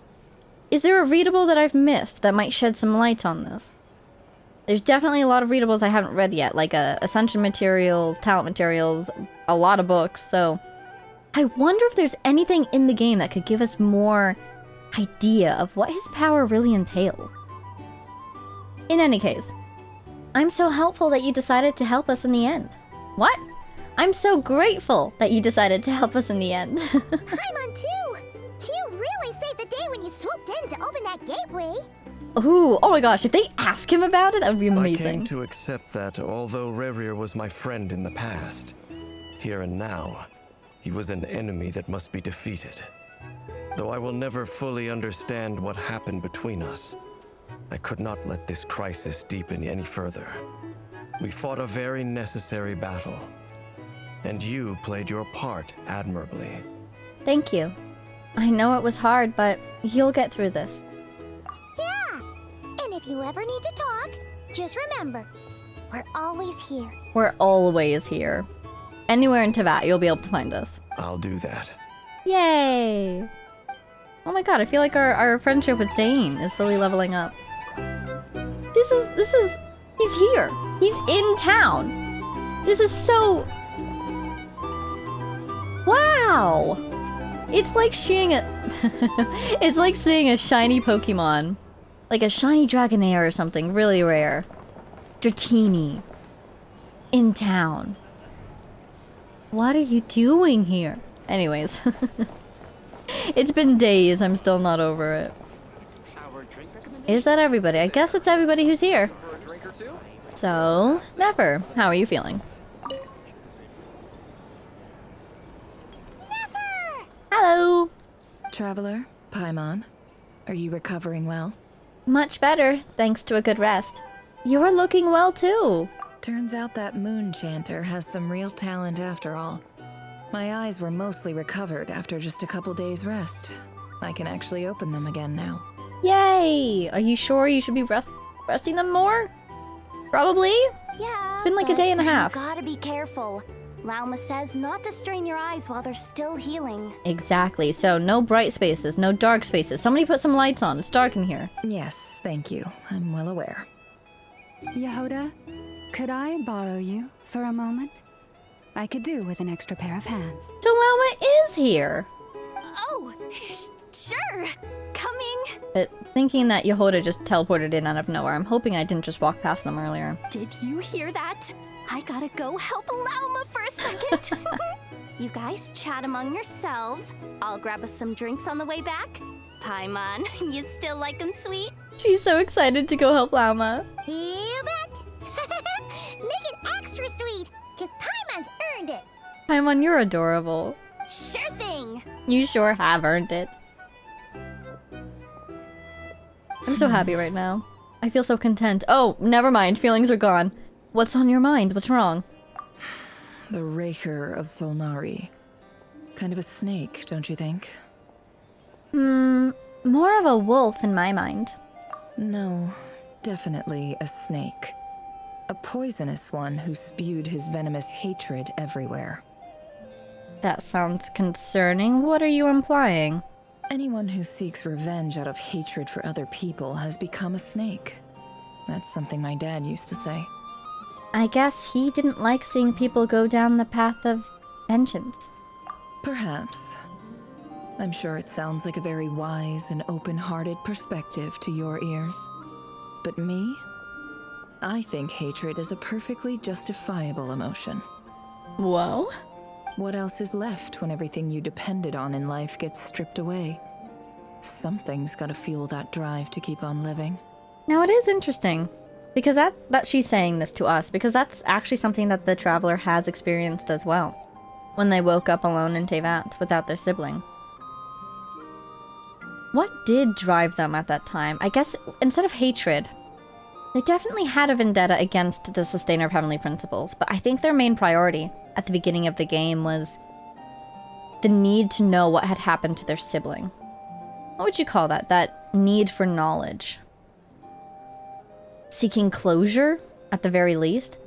But they were definitely hoping that their sibling was still alive, so not exactly closure. In any case, when I look at your life, I see a lot of things that you can depend on. If you're worried about me, you can nip that in the bud. I'm not someone who gets stuck in the past. But yeah, I think she's pointing out that Nefer still has people around her that can help. Which is somewhat unlike the Paimon. Somewhat unlike the Traveler. But also, that's exactly what they had when they had nothing else. They had Paimon, who will one day betray us, I'm sure. It's just... I suddenly feel like I was wrong to call my father a liar. He was just a fool. That's why the Academia turned their back on him, and why the other tribes ganged up on him. I mean, it's a harsh term, but to be fair, he was kind of fooled by other people's empty promises again, right? Oh, Father. How much better things could have been if you were a skilled liar. If you think about it, though, if things had gone better for Nefer when she was a child, and she never made it here to this point, would we have won that fight against Rerir? The fate of Tevat could have been changed. Look at the Ibis King. Thoth is a fiendishly cunning liar. And yet, strangely, he feels more like a father to me than my real dad ever was. Oh, is that where she learned to lie? He's never brought it up, but I'd bet he feels the same way. Why else would he give me the power to perceive the truth, while at the same time training me in the art of deception? So he did train her. Oh my god, it's probably all of the above. My three guesses last episode as to where she got her lying skill from. She probably saw other people doing it and observed them, got better at it than even those people were just because of natural talent, used it against the two tribes, and then she ran into the Ibis King, who then trained her even more. Wow. I didn't expect to get that question answered, and there it is. Sadly, I've never heard the Ibis King's voice. What's he actually like? Well, King Deshret banished him to Aru, which is essentially a prison, and posed 3 questions to him. He promised that he'd have his freedom if he could find the answers. Oh man, Aru. Remember the Aru that's... Was it Golden Slumber? The Aru that is a dream? Is that thing still existing? I think it is. They're in there, right? Anyways, not the time. His response was to take on a physical form and approach me, hoping that I could become his envoy and search for one of the answers on his behalf. Did he really think I'd fall for that? He's stuck there. He can't make me return what he gave to me. Sounds like he was nice enough to you. You definitely sounds like father and daughter. Ooh, fascinating look at the traveler's relationship with their parents, perhaps.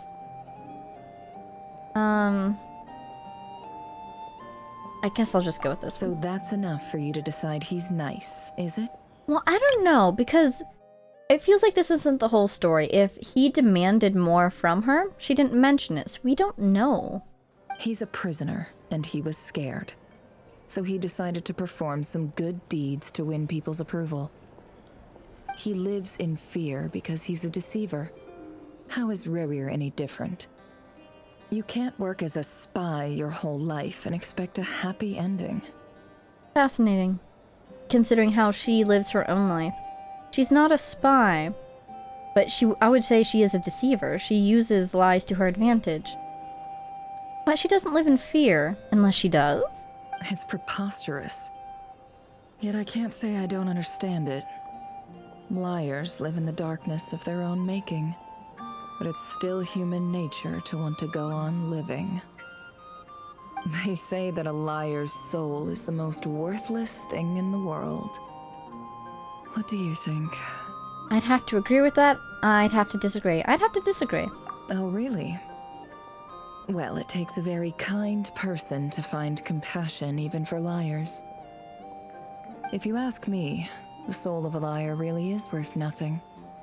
Because all they care about is themselves.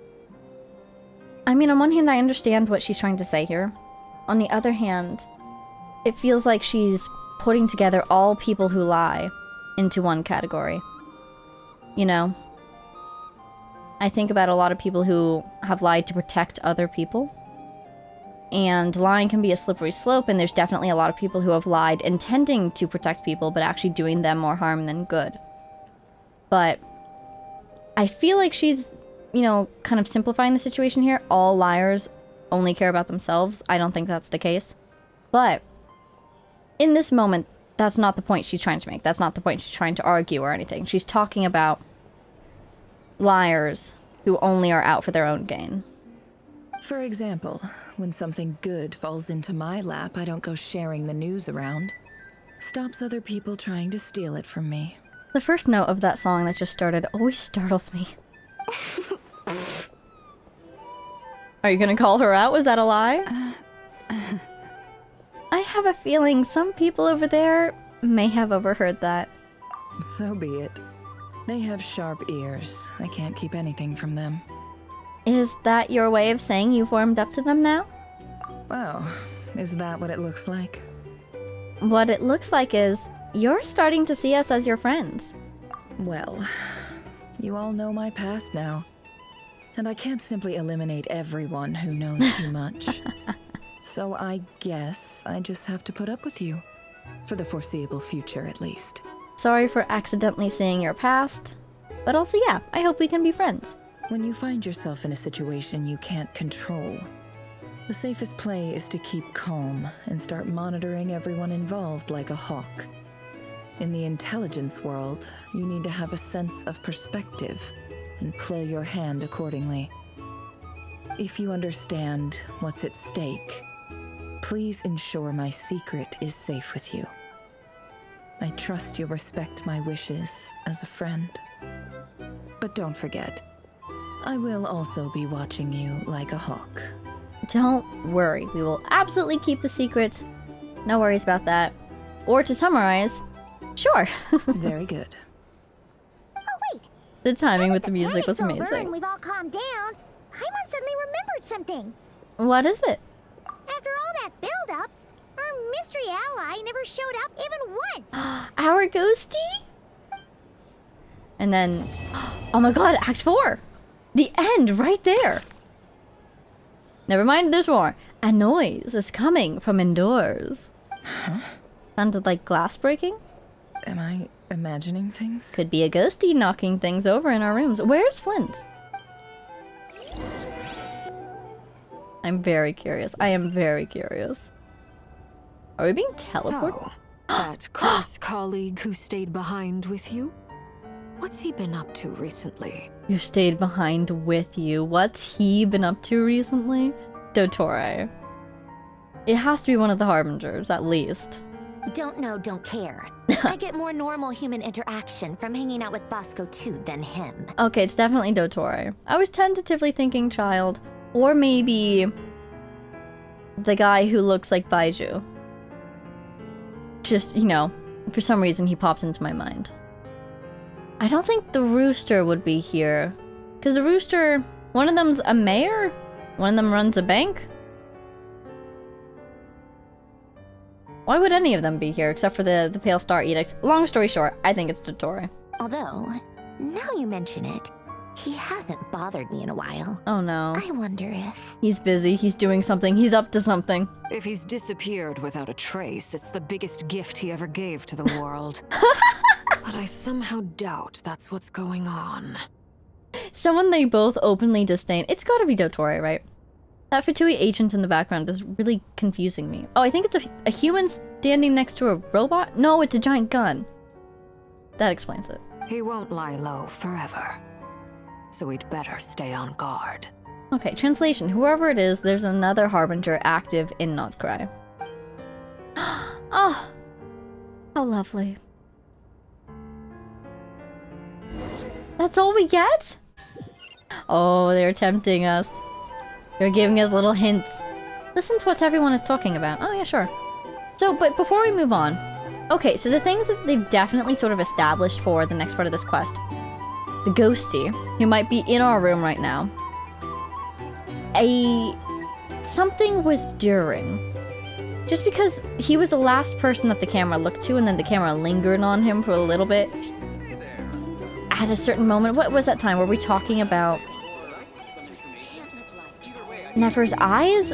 Anyways, it just made it seem like there was going to be consequences for his actions in that scene. So I'm worried about Durin. The third thing is, the thing from Sumeru, that item that popped up, it came and went so quickly. On one hand, I think it's really cool that we're involving other nations in solving this Archon League quest crisis. It makes the scale feel much bigger, and it's like, yeah, we just took down a sinner. Naturally, we're gonna need all the help we can get, including a huge project, apparently, in the Nation of Wisdom to take him down. That's awesome. But on the other hand, it feels like it came and went a little bit too quickly. So I wouldn't be surprised if that plot thread comes back around, especially because we have no idea what that device did. When they were doing it, when we were pulling off our plan, everyone was kind of explaining what they were doing. You know, Albedo had his alchemy converting the power. Durin had his abyssal energy to create a, oh god, I'm blanking on the word. A potential difference or something? In order to get the energy moving, I believe, in the way that we wanted it to. Columbina was getting charged up, and then the item was there. What was the item doing? We don't know. So I feel like whatever was going on there is not over yet. At the very least, I think we'll get to learn more about it. Oh, but then last but not least, Harbinger! There's another Harbinger! And he's definitely up to something. Oh, he's being Lord awfully Sangha quiet. How lovely to see you. Too quiet, one might say. It's gotta be Dottore, right? He was in the trailer. But you know... the Jester was also in the trailer. But Arlecchino called him a colleague of Sandrone's, right? Would they call the director a colleague? Maybe. I must thank I still you think for it's the Dottore, device though. you provided. It was an enormous help. Would I be right in thinking that it was developed by the Academia? What did it do? Why come and ask me when you clearly know already? I mostly came to thank you. That's more like it. A little gratitude goes a long way with Lord Sangha Bay. Play your cards right, and you might even stand a chance of becoming my long-term supplier. The chance to work with such a kind and charitable investor as yourself would be a great honor for the Curatorium. Huh? Charitable? Who said anything about charity? First time hearing about it. Let's see.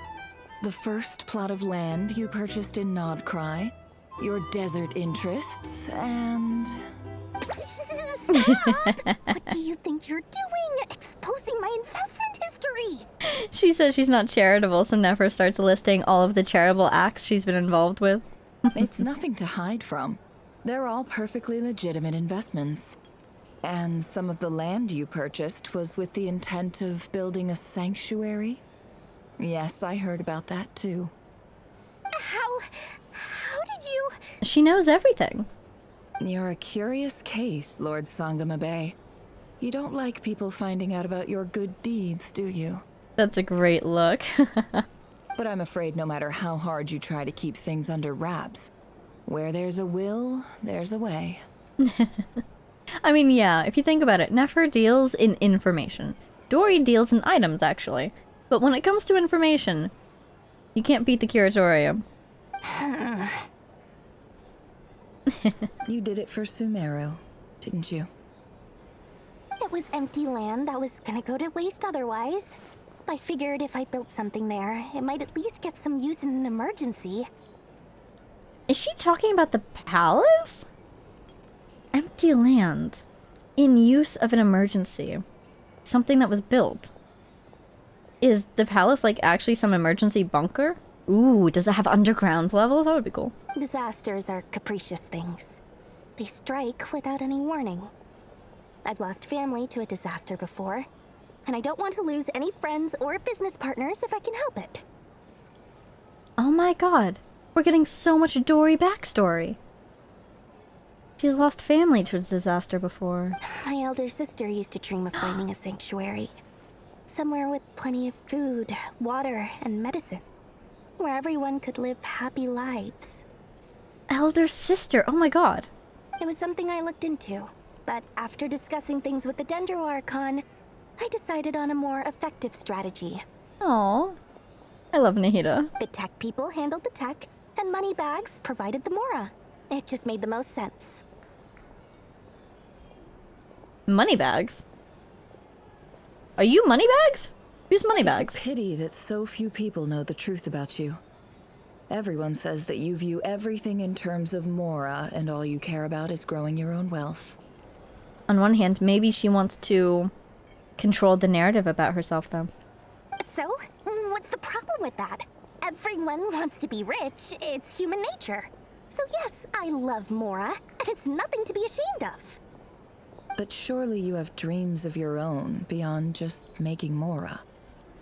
You don't get it, do you? My dream is to invest in other people's dreams. And, you know, make a nice little slice for myself along the way. Just thinking about it makes me happy. That sweet, sweet sound of Mora. Thank you. Ooh. For the device? And the pendant. Oh, that. I was just returning a favor. Don't worry about it. Wow. It feels like these two they're doing their usual song and dance of being professional business partners, but it also feels like they kind of accidentally stumbled into being sincere. They accidentally befriended each other.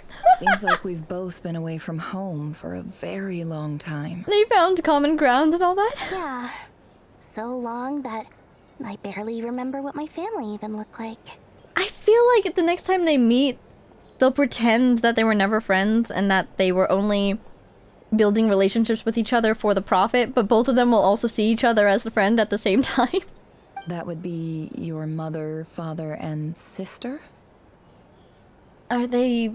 Yeah, though it's been years since my sister passed away. Yeah. It's not like I want to forget them, obviously, but memory can be even more ruthless than the most calculating business person. Beyond a certain point, if something isn't helping you, it just gets rid of it. Sad thought. I almost wonder if this is why she asked for Nefer's chess box. Because she wanted to look inside her own memories and see her sister again. My sister can't help me now. Slowly but surely, her face is fading from my mind's eye. It's become a vague impression. Do you think she'll offer to help her with that? Not everything will fade. When loved ones pass away, the beautiful memories are the ones that last the longest. And fascinating direct parallel to the conversation Columbina was having with Dainslev. Yeah, that's true. If you ask me, that's the one silver lining in all of it. Well, that, plus, I'm sure that life is much better now than it was back then. Oh, absolutely. I have tons of Mora, a big beautiful house, business is booming, and I'm as happy as can be. Oh, why am I feeling emotions? Good for you, Dory. You've got a lot going for you too. Boss of the Curatorium of Secrets? I'm sure there's plenty of Mora to be made in that line of work. I appreciate the vote of confidence. Wow. Wow. Yeah, I really feel like they accidentally, genuinely befriended each other. When you build your business partnership so well that it becomes just a real-life partnership. Let's see. Thane is gone. This is so sad. Well, I'm glad we talked to him before then. No Yehoda, no Lauma. Alright, let's talk to these guys over here. Oh, what's going on, guys? Wait, there's a chair over here. There we go. Hey guys, what's going on? How have you been holding up? Any adverse reactions? If you start to take a turn for the worse, make sure you tell me right away. Adverse reactions, right? There's gotta be consequences for the things that they did. I hope there aren't, but I think there will be. You don't need to worry about me, Grandmaster. I'm fine.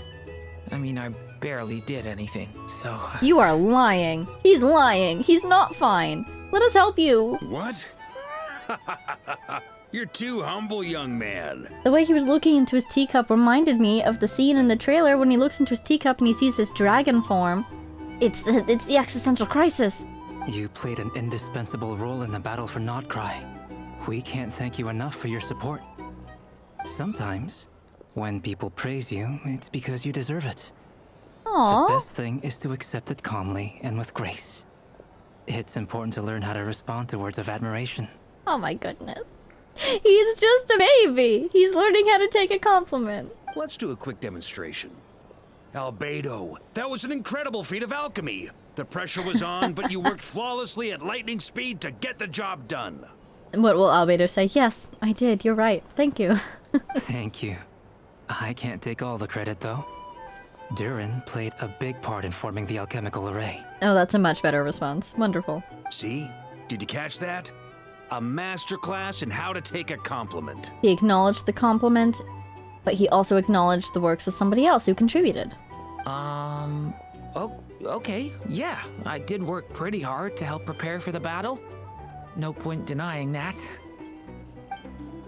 Hey, you guys! Hey, you guys, what you talking about?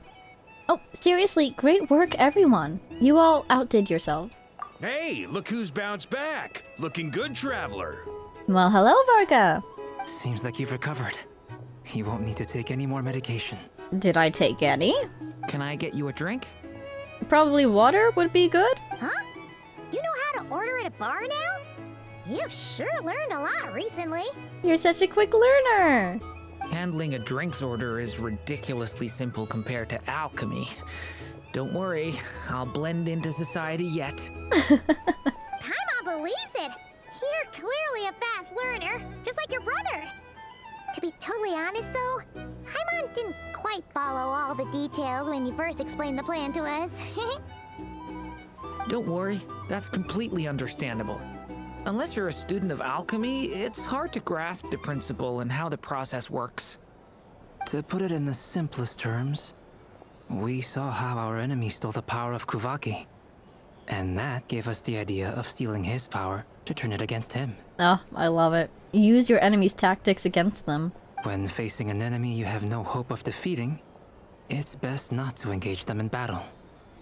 So, instead of looking for a way to overpower him, we decided to help Columbina get strong enough to at least stand up to him in a fight. I see the logic. For this to work, we had to analyze his modes of attack, confirm who his main target was, and make sure that he wouldn't go beyond the range of the alchemical array. For added security, we prepared a total of 4 arrays. But to mitigate the impact of the battle, we identified one location in particular as the ideal spot, which is where the confrontation took place. Quick question. Did you already go and disassemble the other arrays, or are they still out there and could accidentally or intentionally be activated by someone? I feel like we should undo those as soon as conveniently possible, perhaps? The alchemical array absorbed his abyssal power. Then Durin processed it to render it usable by Columbina. That power enabled her to do what would otherwise have been nigh on impossible. What surprised me was that Dainsleif actually agreed to join us. I'm still thinking about this line. Durin processed it to render it usable by Columbina. I'm wondering about consequences to Durin, and I'm also thinking, hey, that sounds really similar to what we can do with abyssal power. I wonder if, you know, when we had notes about let's change the order around of where everybody was, I wonder if this was our job originally.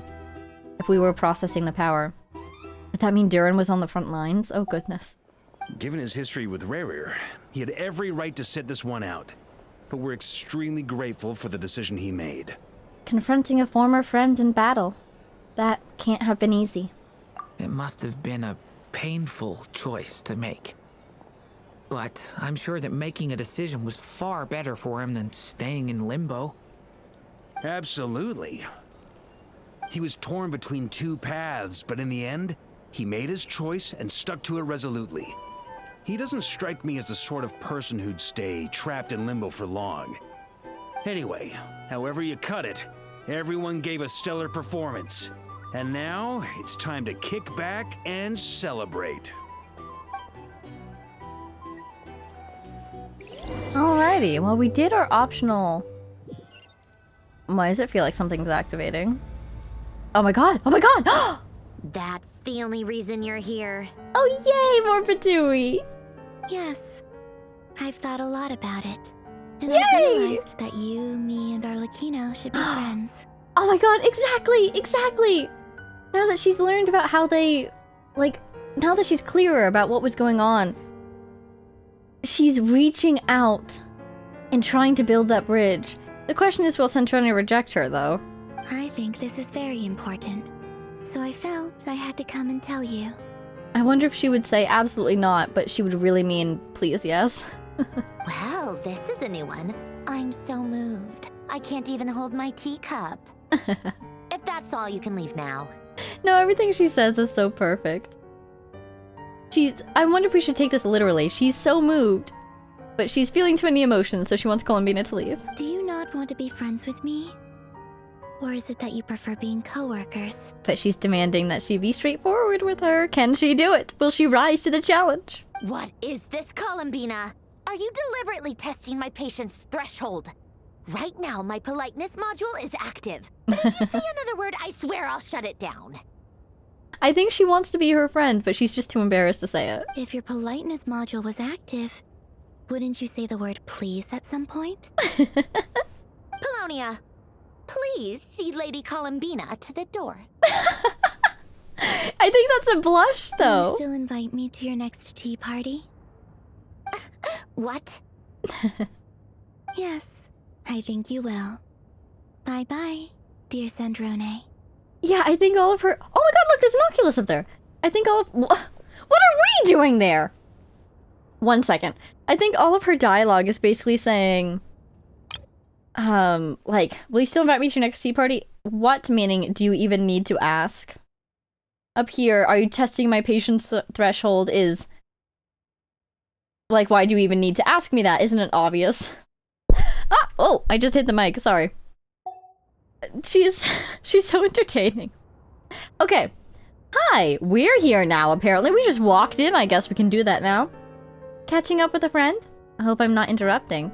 Are you catching up with a friend, Sandrone? I love how Paimon waves with her whole body. Hunt escorted you out. Would you rather I handled it myself this time? Can't we say hi? We just wanted to, you know, see how you were doing now that it's all over. Paimon says that, but I have thoughts, which I will say at the end. It's a very simple thought, but I feel like it needs to be said. Why? Out of concern for my safety?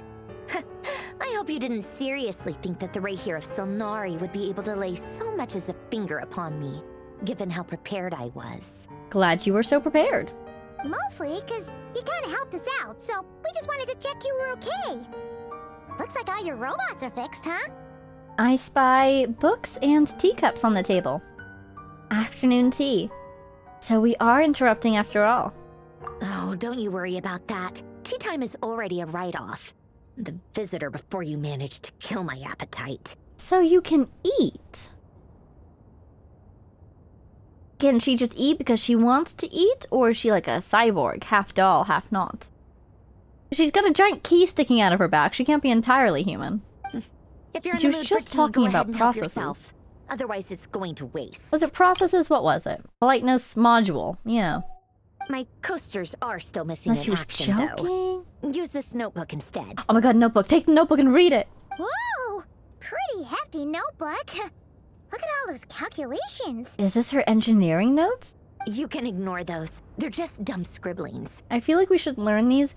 My instinctive thought is, if she ever gets hurt, who can fix her? Because if she fixes all her robots, who can fix her robot? Does she have a real body somewhere that could maybe do the repairs? Or would Dottore be the one doing it? Oh, I don't trust that man. No, no. If we read this book, could we maybe help her? Maybe. We're not much of an engineer, but we also did fly a spaceship. I doodle and write in my free time. Sometimes I remember the distant dreamlike past. Sometimes I imagine the far-flung future. Ooh. Distant dreamlike past? And other times, I grit my teeth and note down all the crazy nonsense going on in the present. Some people do the crosswords in the newspaper. This is my equivalent of that. Trying to predict the future is like daydreaming, and writing about the present just makes me furious. The past is my favorite. If nothing else, it's already set in stone, so I don't have to rack my brains trying to figure it all out. All of a sudden, we're getting insight into the marionette. Also, all this talk about the past, present, and future makes me think of the 3 moons. Huh. Although, having said that, the only vaguely interesting memory in my past is probably that guy they call Lord Artificer. Lord Artificer? You mean Elaine Guillotine? Are we getting backstory? Who else? Pretty much all the mecha and Fontaine are his personal handiwork. So I could, at the very least, understand if she studied them before and grew to be interested in him because of that. Wait, are you saying you know him? Like, personally? As a friend? Or did you know him? I mean, I guess we were friendly enough. So you've actually met him? But he lived hundreds of years ago. I mean, that's not surprising. You've actually met him? Yep. In fact, I'm probably the only normal person left who knew him at all. Normal person. I really do get the feeling that she was human and then maybe built a replica of herself. Because that normal is in quotes. But she calls herself a normal person. So, do you suppose her original body is dead and she's been passing her consciousness now down between robots? Occasionally, back when he was still around. Before he passed away, he asked me to destroy all his manuscripts. Wow. So you were very close. I honored his request.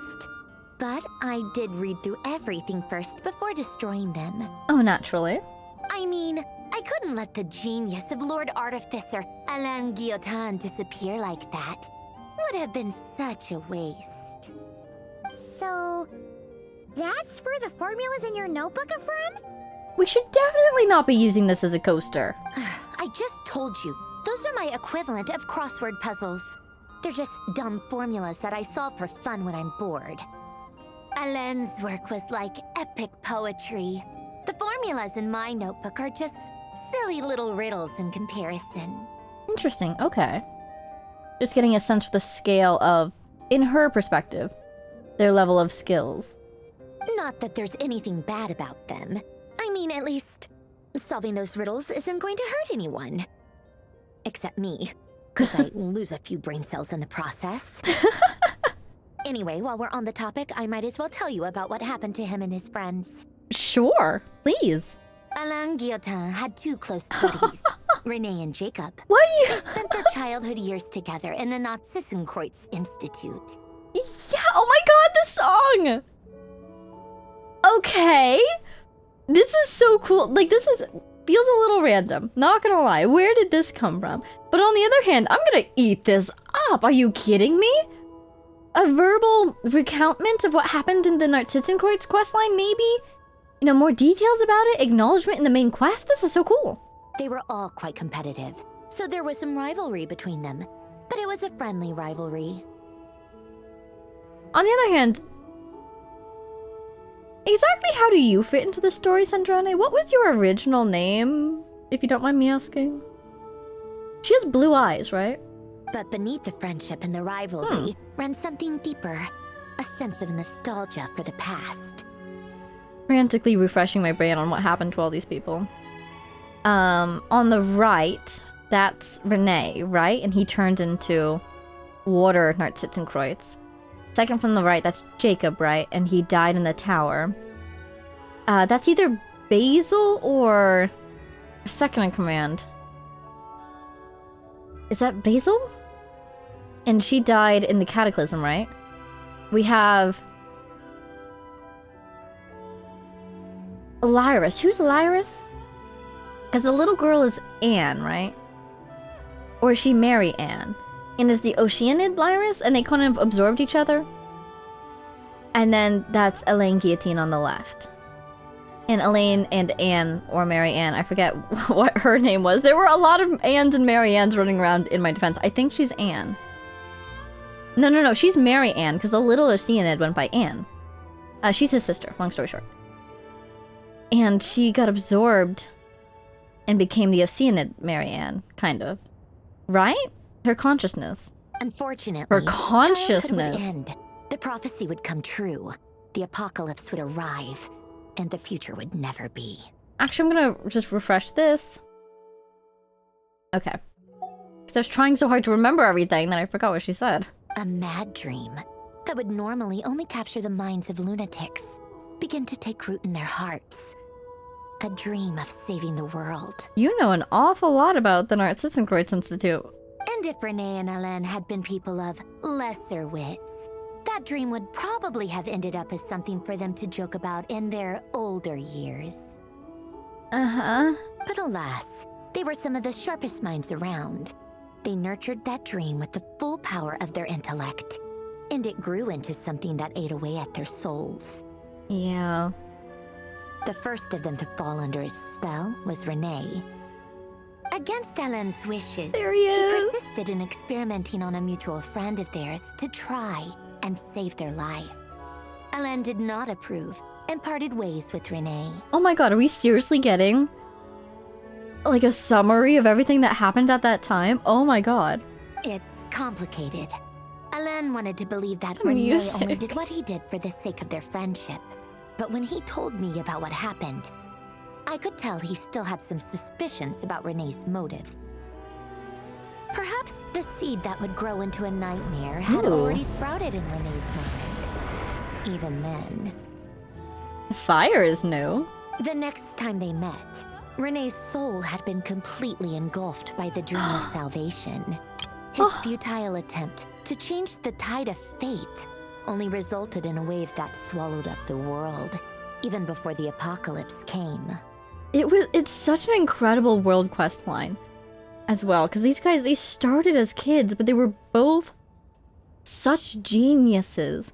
And they were both trying so hard to achieve what they wanted to achieve that the things they managed to achieve were quite tremendous. Even if Renee, at least, did not reach his final goal that he was aiming for. And although that wave died down eventually, I hear that it just recently came back with a vengeance. She heard about that? How did she hear about that? Maybe that's why she's telling us, because she knows that we were involved. As I understand, Renee wanted to live out his dream of salvation once more. But I'm told that the attempted resurgence finally died out for good. At long last, Renee awoke from his deluded dream. Though of course by then it was far too late. This is definitely dialogue you'd only get if you did that questline, isn't it? What do you think of Renee? Look at her face. Do you admire his transcendent genius? His view that any price was worth paying to achieve the lofty goal of saving the world? I wonder immediately why she's asking us this. Why does she care? Is it because of whatever lingering connection she might have to Renee? Or is it because she wants to know what our thoughts would be on her own actions that she hasn't divulged to us yet, or her own goals? Or do you despise him? Dismiss him as an evil madman who wrought havoc on the lives of everyone around him as he pursued his delusional dream? Same difference, really. Just a matter of perspective. Okay, difficult question for me. Renee. From one person trying to figure out the secrets of this world, if I may so call myself, to another, I definitely admire him. He was so smart. He was so good at connecting the dots. Even from, again, a very young age, he was very analytical, very methodical. On the other hand, he did some frankly horrifying things. You can tell that even he wasn't entirely unaffected by them. If you remember, was it his assistant? The one who was dying? Basically, there was Jacob, right? Or Jacob. I think it's Jacob. And Jacob successfully underwent treatment with Abyss essence or energy or whatever you want to call it. And he became an abyssal being. What was he? Was he, Elector? I think so. We fought him at that one point, right? Or at least we saw his true form at that one point.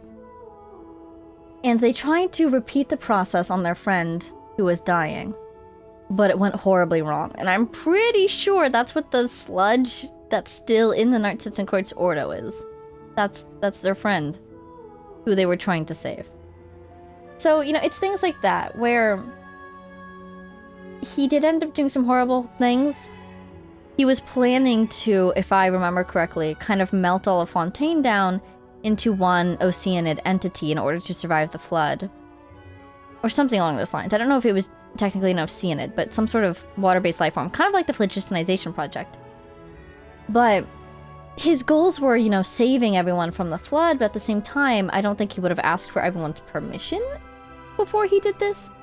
Then again, he did have his Ordo, which was full of people who willingly joined his team, but at the same time, did they know the extent of his final plans?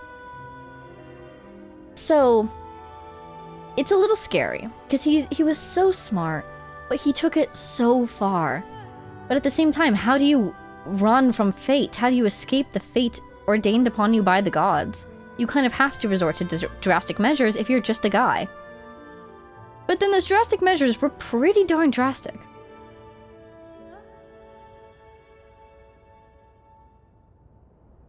So I guess in summary, if we look at the exact wording of my options here,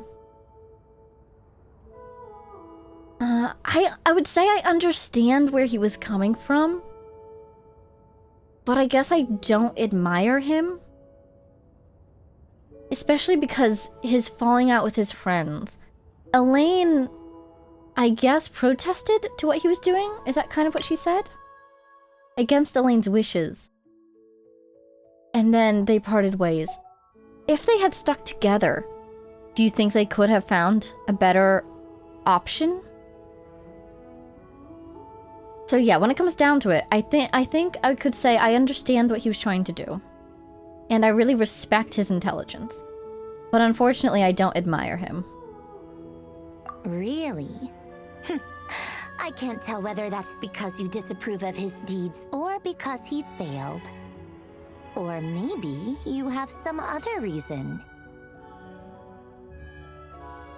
It's a complicated explanation, but I won't run through the whole thing yet again. Renee no longer exists in this world, and the dream he started went on to be realized by someone else.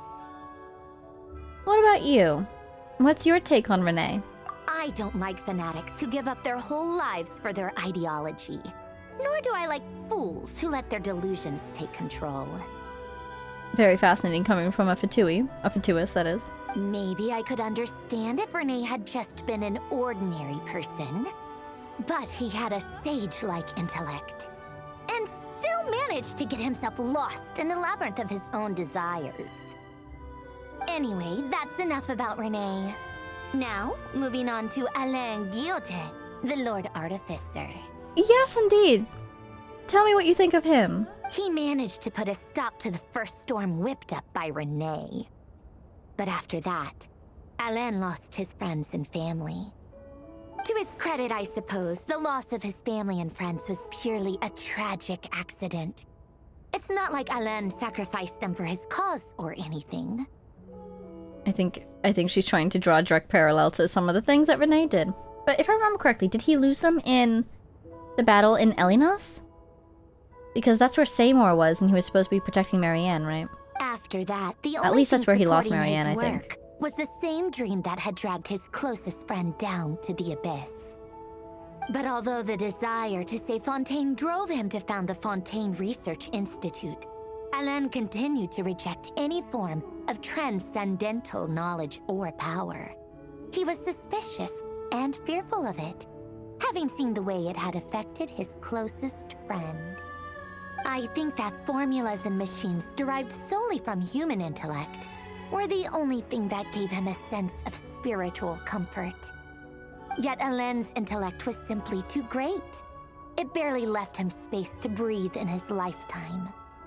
Once he realized that the end of his life was approaching, he finally accepted the truth.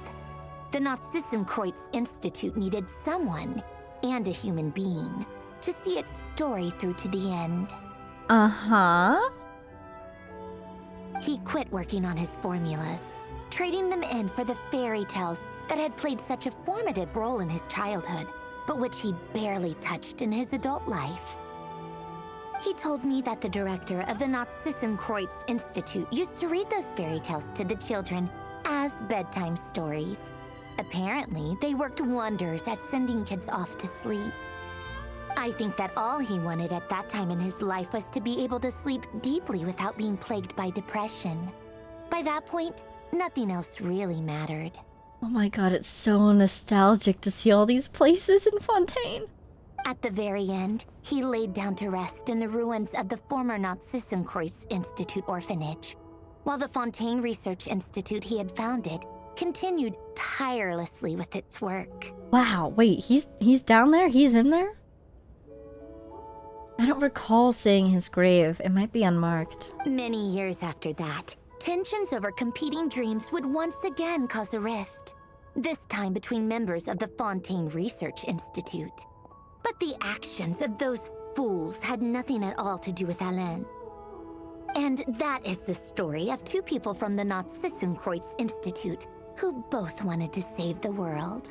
I love it when the Traveler and Paimon exchange looks like that. I feel like I'm wondering the same thing as they are. One went all in on his fantasy of salvation without ever looking back, and ended up calmly sinking to the bottom of the deepest sea. The other sought desperately to burn bright in his life, even though he wasn't sure where he was going. I do sometimes wonder, why is it that people like them have such grand hopes of saving the world? Even the grandest tree starts as a tiny seed. So perhaps, for each of them, their mission to save the world began with a very simple desire: to save themselves. This is fascinating. Oh my god. You could take what she's saying and apply it to so many different people and so many different actions that have been taken in this world. They were young children with friends and family who mattered to them, desires to explore the meaning of life, ambitions to have a successful career. They didn't want to see all of that taken away in one fell swoop. Or maybe they just wanted to find something to anchor themselves within the chaos, to stop them getting quietly swept away by the storms of life. But instead, the search for their own salvation took them down the rocky road laid out by fate.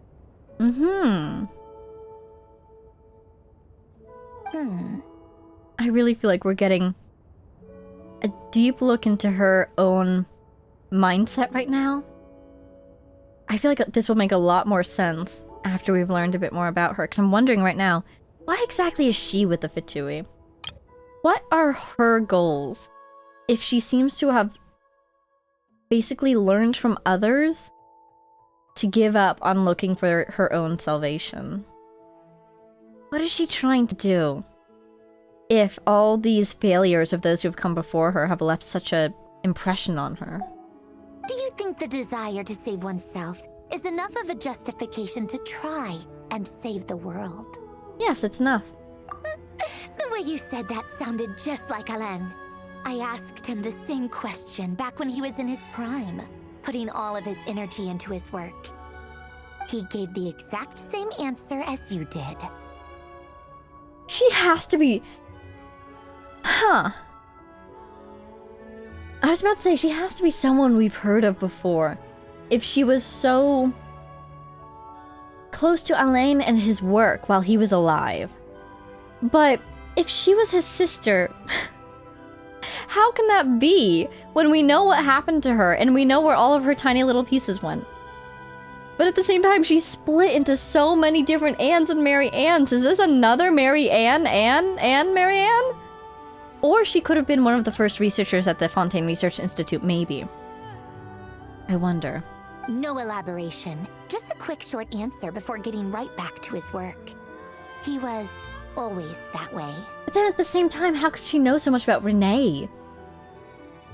Could she have been another orphan at the Narzissenkreuz orphanage?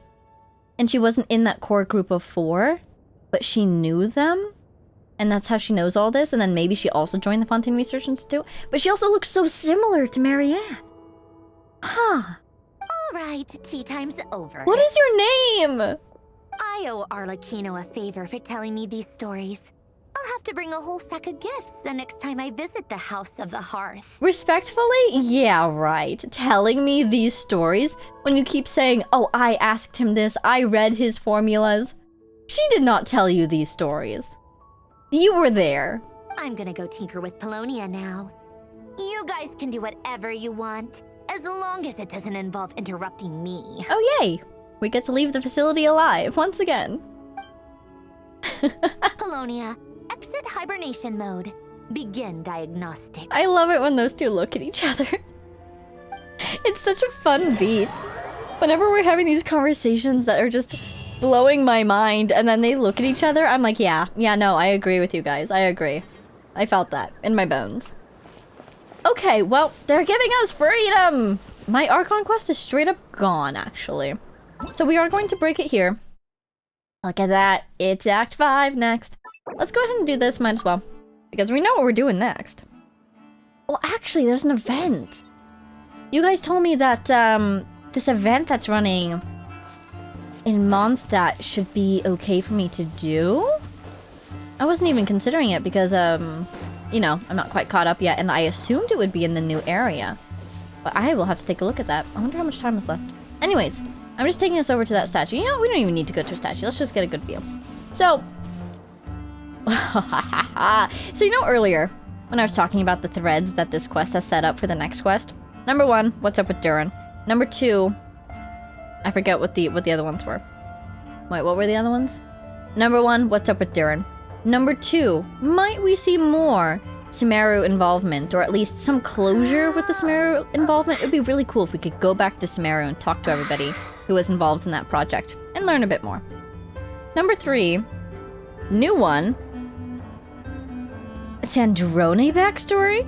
Sandrone character development? I do feel like we're going to see more of her because she's been involved, but it feels like we've barely scratched the surface of her secrets, so I think we're gonna see more of her.